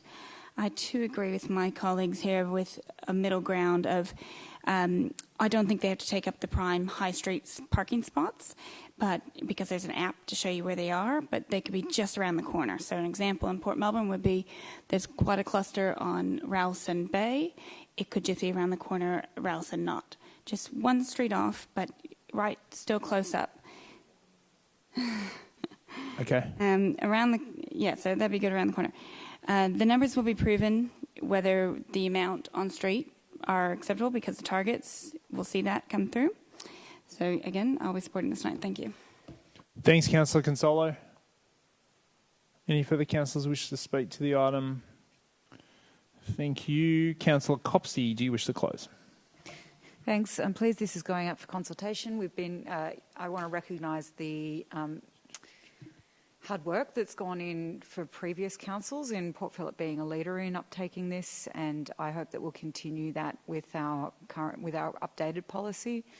I'm really pleased that we're going to be doing the work to review usage, and I think that the best public outcome here is that we put these spaces in places where they get highly utilised. So I'm sure that the data that comes back from this policy framework will do that. The one thing that I've wrestled with a little bit in relation to this draft policy is the recommendation around an increased emission requirement, which is justified on the basis that we will have a wider variety of vehicles available and therefore greater uptake of car share, leading to replacement of congestion and so on our streets, with people opting to use car share rather than have, for example, a second vehicle, or even to have a single vehicle at their home. At this stage, I'm relatively supportive of that approach, although I would like to see us make sure that we have the healthiest vehicles possible on the streets of our city. It makes a huge difference in terms of air quality if we can have more electric and hybrid vehicles on the streets. So that's a element of this draft policy I'm particularly keen to hear from community about through this consultation, and I'm very pleased to be sending these guidelines out for consultation, I hope, tonight. Thanks, Councillor Copsey. Let's now put that. We're voting on item 10.1. Those in favour? Carried unanimously. Let's now move to item 10.2, St Kilda Triangle, next steps. Councillors, questions of the officers, please. All right. Councillor Bond has indicated he has an alt motion, so I'll give you due respect and allow you to put that. Councillor Bond? Yes, I'd like to move a motion to defer this item for 2 weeks so that we can come up with some more information on... Right. If you just read it out. So 3.1... 3.1, defer item 10.2, St Kilda Triangle, next steps to the next available council meeting being 7th of September 2022. Councillor Consolo, the second. Councillor Bond, do you wish to speak? Just quickly to say that there's a little bit of information I think is missing here to allow us to make an informed choice on what we do here. We weren't able to get that information available tonight or prepared tonight and put into a satisfactory wording. But we're hoping to have that for the next meeting. We've got 2 weeks to work on it, and we'll bring this back to the next meeting and make our decision then. Thank you, Councillor Bond. Councillor Consolo. Thank you. I'd like to also thank officers for the additional work on the further items we're requesting. Thank you. Great job. Anybody else wish to speak? Councillor Bond, I take it you don't wish to close. I now put that motion. Those in favour? Those against? That's carried. Let's now move to item 10.4, which is the amendment of C203 Port C203 Port, the Port Phillip Planning Scheme, consideration of adoption. This was a long one. Councillors, questions of the officers?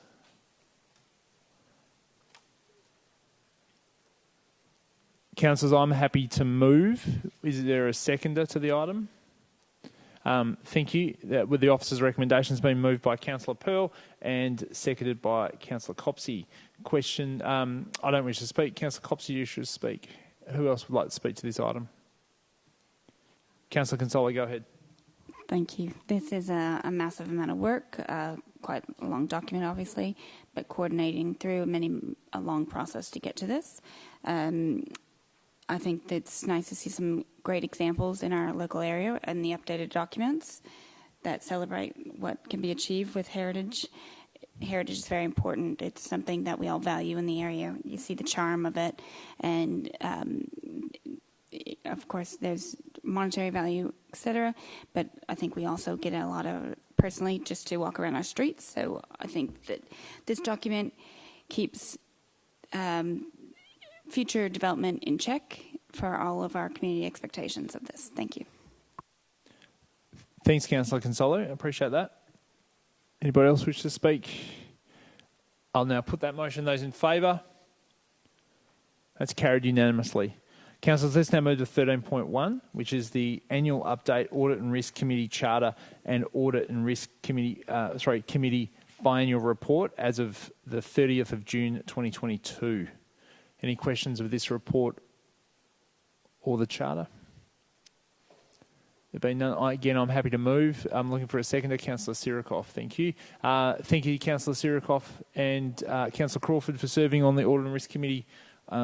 This year, Councillor Sirikoff, and also last year. It's a big responsibility. The minor amendments to the charter are a further upgrade to that, and also the report provides good details of what the committee's function and intention and results have been throughout the year.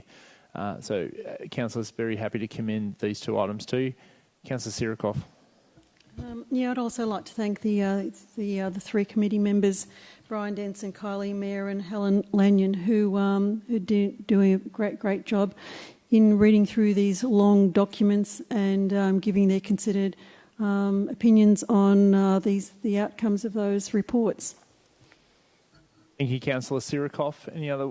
Anybody else wish to speak to the item? Oh, sorry, Peter. Councillor Martin, go ahead. Sorry about that. Super briefly, of all the council committees and subcommittees, this is by far the most onerous, and I thank Councillors Pearl, Sirikoff and Crawford for putting their hand up, because the rest of us are so grateful that you put your hand up to do such an onerous task, and thank you for the presentation of this report. Thank you, Councillor Martin. The only one that put their hand up was Councillor Sirikoff, really. So we thank you, Councillor Sirikoff. You're the only one that voluntarily did it. Okay, councillors, let's now put that motion. Those in favour? That's carried unanimously. Good job. Let's now move to item 13.2, which is the 2022 cost review. Councillors, questions of the officers? Councillor Consolo? Yeah, I'd like to take up some questions from public question time. Oh, great. Thank you. I don't have the exact wording, but along some lines of... I've got them here. Yeah, okay. Yeah, if you want. Did you want to grab them? So why don't I take that, and I'll take up one, particularly around the healthcare, I think, which was... Yeah, both. I think the age services. On the last page, is that the page on there? There it is. Yeah, will home care, food and other aged care or disabled disability care services be included in the cost review? Chris Carroll. Through you, Mayor, Council's only just beginning the cost review process as outlined in the report tonight. In terms of any services will be selected or identified by the councillors during that process, and any services that are selected for review and ultimately have any options identified in regards to them will have detailed analysis of the costs, the risks and the impacts, and there would be community engagement before any final decisions would be made. Thank you. Councillor Martin, go ahead. When the cost review was proposed, and I'm happy to say I've supported it, I think it's always good to have a deep dive into various areas where there are a number of councillors who are wondering whether we're delivering a program effectively, should even be delivering that program. But my question is this. The officer's report is written in the terms of finding money so that we can look at savings. Is there anything that would preclude us if, for example, we find a way of saving $450,000 by modifying an existing program? Is there any way that those monies can be used to support a currently existing program and fund it further, or perhaps implement a new program rather than simply taking that money off council's expenditure? Through you, Mayor, the scope of the cost review is to identify options for council, and the council will make a decision on those options about whether it wants to do any further work on those, including engagement with the community. The decision for the final decision for which of those cost reduction options go forward or not, and also for how those funds would be used, will be made later alongside the budget process by councillors.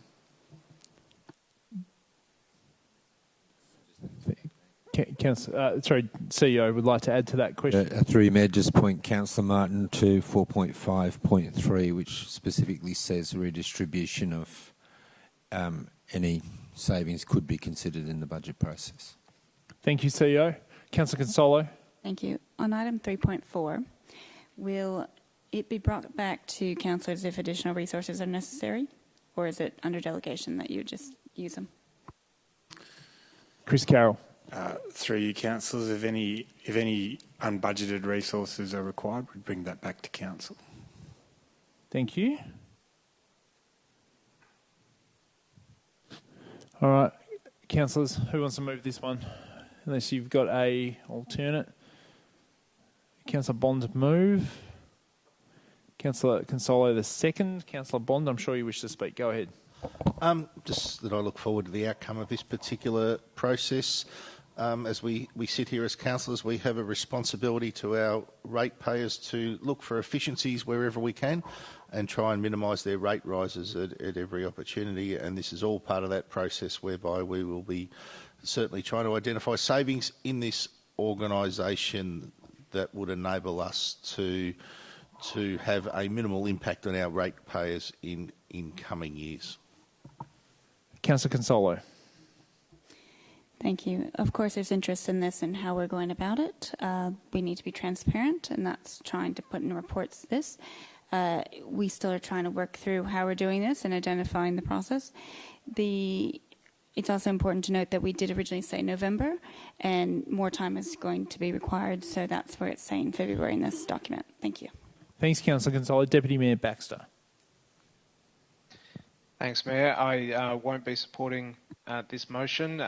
As I said when the original cost review motion was passed a couple of months ago, we have a process for identifying how we can best spend money for our community, and as Councillor Bond said, we have a duty to do that on behalf of our entire community, not just ratepayers, but everybody who is part of our community and contributes to it and participates in it. That process is called the budget process, and we're doing this process because some councillors failed at finding those savings in the budget process and have now decided they need a second process. I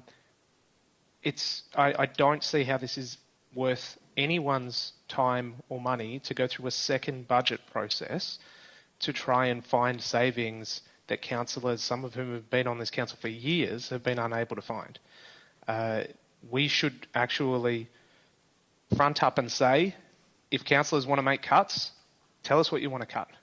Make it public. Let's have the debate. We don't need to force our officers to go through and find cuts for us. They already do that as part of the budget process, which we will go through early next year anyway. Thank you, Deputy Mayor Baxter. Would anyone else like to speak to this item? Councillor Sirikoff, I think you've got your hand up, yep. Thank you, Mayor. I'm really looking forward to this cost review and the opportunity to do a deep dive in areas that we might not be aware of how funds are distributed and how they're distributed. So I really welcome this. The past two budgets, we were unable to, we didn't find any savings for ratepayers and residents, given that they went through 2 years of COVID. And the same ratepayers and residents are also now facing even further financial pressures because of the rising cost of living and their rates, which are a significant proportion of their household and business budgets. So I think this is a great opportunity, given that 2 years now, maybe another year or so of further pressures, that how we can have a review of just where we're spending and what's appropriate and not appropriate during hard times to help our residents and ratepayers meet their financial stresses. Thanks, Councillor Sirikoff. I've got Councillor Crawford wishes to speak, and then Councillor Martin. I won't be supporting this tonight. I supported it originally. But the more I think about it, look, I'm always happy to look for efficiencies, but councillors behind the scenes know of how many areas that we are short in funding many of our big future projects. So the idea that we can give a discount on rates is short-sighted and hamstringing future councils. The other thing is, I just want to clarify a point that Councillor Sirikoff made. We did do a distribution with the waste charge, so there are people who will have lower rates than they've ever had before.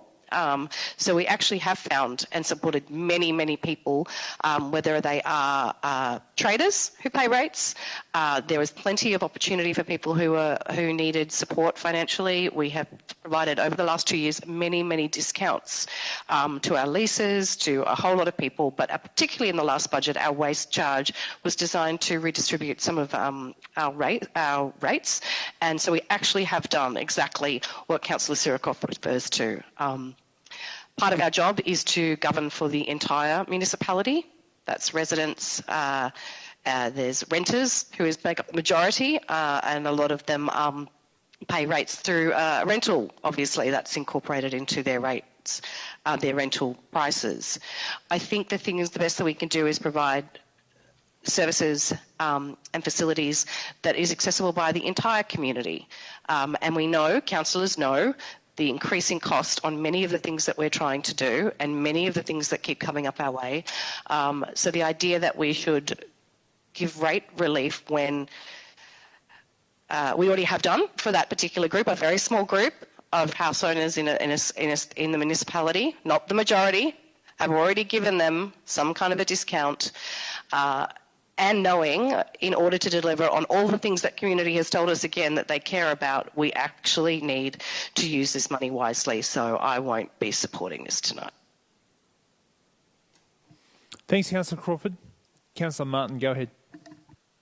I'd just like to disagree with some of the things that Councillor Sirikoff has said, Councillor Crawford has said, Councillor Bond has said. Who else has spoken? I think I disagree with all of you. I actually have no issue with having a deep dive at least once in the term of every council into some of the areas that councils spending money. It may well be that we councillors aren't as well informed as we think we are. We may discover things that we didn't know about. We may at the end of the process decide that some of the programs that we've investigated are actually underfunded and need further funding. So I think it's quite healthy to have a deep dive. However, my intention in going into the deep dive process is not necessarily to find money that we can simply reduce our rates, and it may well be that we can not increase our rates by the full rate cap if necessary. I'll be only delighted if we can do that. But if we are able to save some money, there may be some other areas where we can redeploy that money. So, for example, we may be able to provide some additional funding for some of the initiatives that might come out of the Climate Emergency Action Plan. So I don't see this, and I know the original intention of some of the people who spoke about this motion was to find money to reduce our rates, and that's a very laudable thing. I'm not saying we shouldn't look at that as one of the possible outcomes, but it may well be that if we can identify some savings, that those funds could be used elsewhere to advantage the people of Port Phillip. And through the budget consultation process, our ratepayers will tell us, and our residents will tell us whether we've got it right or not. So, yes, I'm not sure, Councillor Consola, whether I can disagree with what you said. I think I've been able to disagree with everybody else so far, though. Thanks, Councillor Martin. Who else wishes to speak to the item? Councillor Copsey, go ahead, please. Lucky I waited till after you to talk then, Councillor Martin. And get a chance to disagree with me. I also won't be supporting this tonight. Similarly, I did not support this as part of the budget recommendations this year. I also feel that it's a duplication of our existing budget process. I note that the undertaking of the review itself is incurring an extra cost and requiring further resource. Not that that's a bad thing. That's the organisation implementing the decision of council, but I think it takes us backwards from where our normal budget process would be. Every year when we sit down, I have and will continue to take the approach with our budget that we should set about identifying community need and what investment in our community is going to result in the best outcome for everybody in our municipality, and then seeking to fund that as best we can. Invariably, every year, we have a longer list of items that our community would like to see funded through the budget process than we are able to fund in any given year, and indeed over the 10-year financial outlook we have a significant gap that requires funding if we're to deliver some of the capital projects and larger investments that we would like to see through that time. So the other thing that I am not particularly pleased about seeing with this motion tonight is that having secured this process, we're now seeking to alter the time frame. So if the process is going to take place, I would have thought it would have been good for those councillors who supported it to be ready to participate in it, and for it to come back on the original time frame. Be that as it may, it will roll forward, and I'll participate in it as much as I can. But I won't be supporting the motion tonight, although I will say that I think that the parameters have been really sensibly defined to give some shape to this process and the types of discussions that councillors are going to have. So thank you to the officers for doing that so sensibly. And I also want to thank officers for their ongoing work that takes place every year during the budget, very successfully, to identify efficiencies over many, many years. That means the council always undertakes a process of making sure that we're applying revenue to where the investment is going to be best in the community. I think I had another point, but I've forgotten it, so that'll do. Thank you, Councillor Copsey. Councillor Bond, do you wish to close? No. I'll put that under division. Those in favour? So Councillor Sirikoff, Councillor Martin, Councillor Pearl, Councillor Consolo, Councillor Bond. Those against? Deputy Mayor Baxter, Councillor Crawford and Councillor Copsey. Motion carried. Councillors, let's move now to item 13.3, the appointment of authorised officer pursuant of the Planning and Environment Act 1987. Your opportunity to ask some questions here, councillors. Councillor Copsey, you wish to move, and Councillor Pearl to second. Do you wish to speak to the item, Councillor Copsey? No, and I don't either. Does anyone else wish to? I'll now put that motion. Those in favour? Thank you, councillors. That's carried unanimously. Let's now move to item 14. So, councillors, we have one notice of motion that's been raised tonight. Item 14.1 is a motion that I have raised in relation to a guidance note, domain area DDO 26, discretionary controls. Councillors, the motion has been circulated for some time amongst you and also within the public domain. Your opportunity to ask me or officers questions about the motion. There being Councillor Martin. Can you explain the legal legal implications of this motion? I'll speak later, and I'll probably speak very positively about it, but what is the legal impact of this motion? Brian T, can you help us with the answer to that question, please? Thank you, Mayor. The guidance note would be in effect just that. It's a summary of the decisions that have been made and other decisions that the decisions have been made by VCAT and where public settlements have been made and indeed where agreements have been reached with council. It is a guidance material and in and of itself it does not have a legal impact. Can I ask a question in that what are the risks to council if we pass this and we put this in place? Are we exposing the council to any additional risks, either as a planning authority or being accused of being biased in our decision making around planning? Can you elaborate on any risks that officers see with this motion? Brian T, sorry, I forgot I was chair. Thank you, Mayor. So because it is a guidance note and a summary of the existing situation, and because it does not have any legal status in terms of compliance with it, it is and will be set out and be clearly identified to be providing support and assistance to developers and indeed to the community. It is not intended to be and will be clear that it is not intended to be a strict interpretation of the legal situation, and that people need to obtain their own advice in terms of the matters contained therein.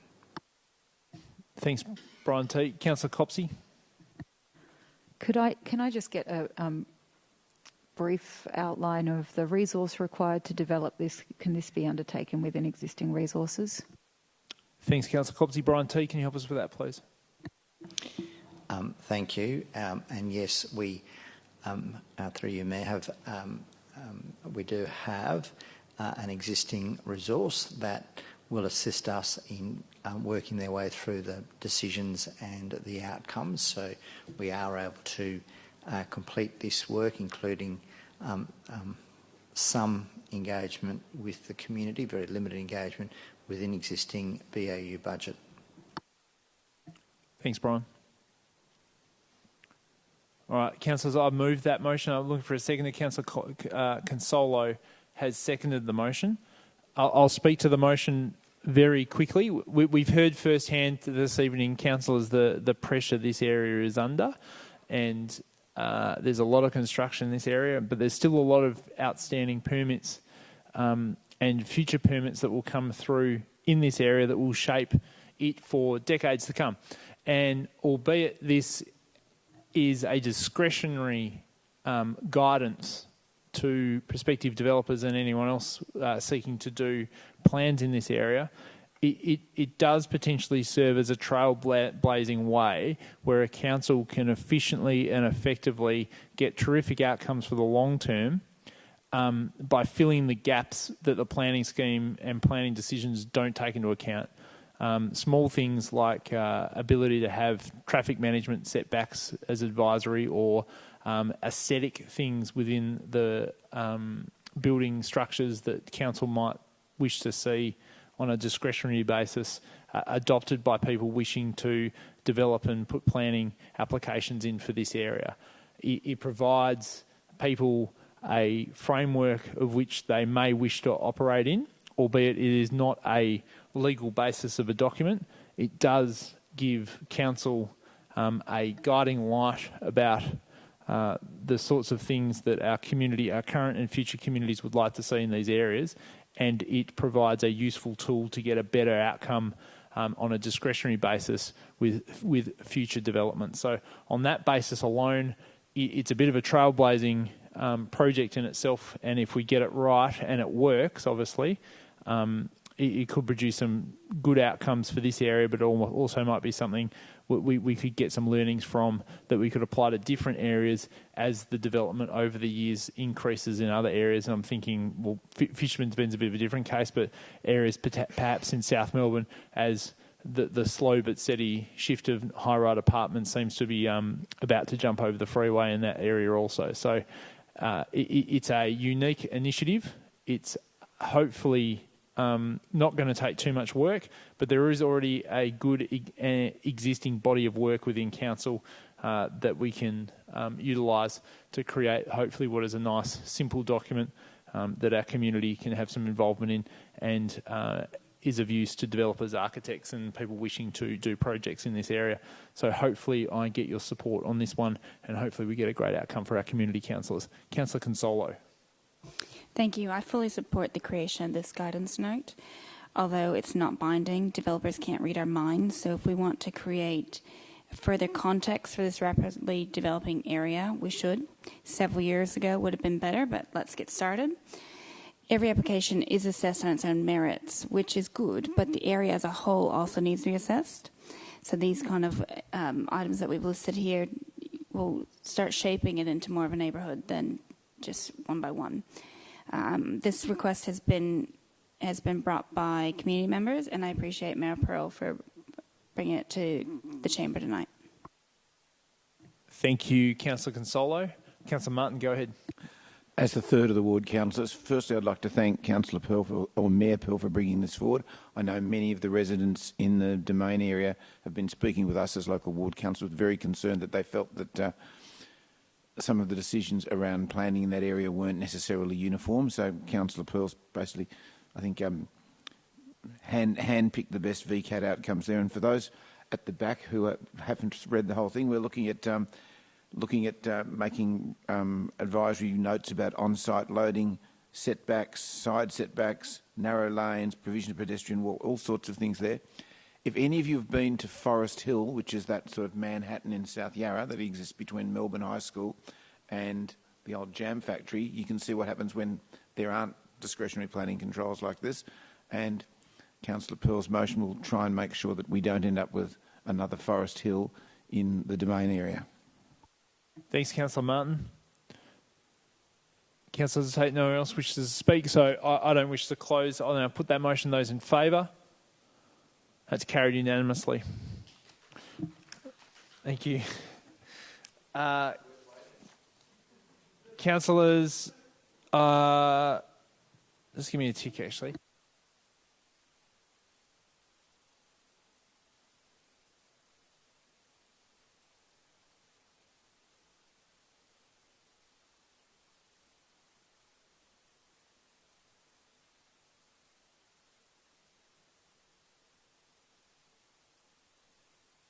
Yes, pardon me, councillors. So over to item 15 now, which is reports by council delegates.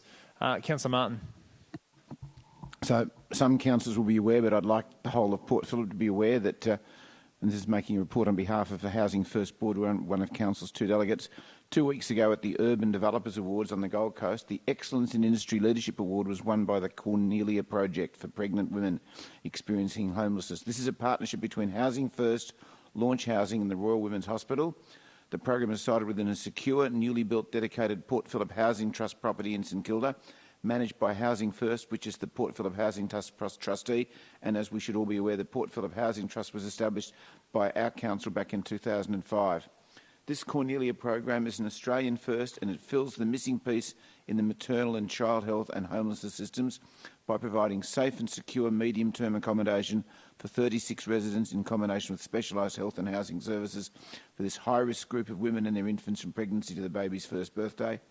Since August 2021, 43 pregnant women have resided in the program, 13 mothers have moved on into permanent secure housing, 40 babies have been born, and there are 9 pregnant women currently in residence. And in closing, the Port Phillip Housing Trust, initiated by our council, has played a pivotal role in bringing the Cornelia project to life. The Port Phillip Housing Trust, in combination with generous state government funding, was able to purchase and redevelop this St Kilda home of the program. and the program is co-funded by the state government and private donors for a minimum of 5 years. A really, really good news story for some of the more underprivileged young women in our community. Thanks, Councillor Martin. Councillor Copsey, go ahead. Thank you. I will take the opportunity to inform Council that I've formed an intention to nominate for candidacy at the state election for the Upper House region of Southern Metropolitan, representing the Victorian Greens. Councillor Copsey, we congratulate on behalf of all councillors. We congratulate you on that nomination. That's no mean feat in itself, and we wish you all the very best for the election campaign. And I'm looking forward to working with you as Mayor to get the best outcomes for our community. So congratulations on behalf of councillors for that. And thank you for disclosing it. Councillors, any further updates? Councillors, let's now move to item 16. Do you have any items of urgent business that you wish to table this evening? There being none, let's move to item 17, which is confidential matters. Councillors, we have 4 confidential reports listed on tonight's agenda, being 17.1 South Melbourne Town Hall design contract, potential variations and delegation to the CEO, 17.2 confidential strategic property matter, 17.3 CEO resignation and appointment of an interim CEO, and 17.4, which is the CEO matter, employment matters report being considered. There's conflict of interest there, which we've noted. So I now call upon a council, which I will do, to move that the meeting be closed to the members of the public to consider confidential items. And thank you, Councillor Consolo, for seconding that. I now put that motion. Those in favour? It's carried unanimously. Well done. Thank you for coming, and wish you a good evening. I'll now request that the doors are closed, and we'll turn off live streaming.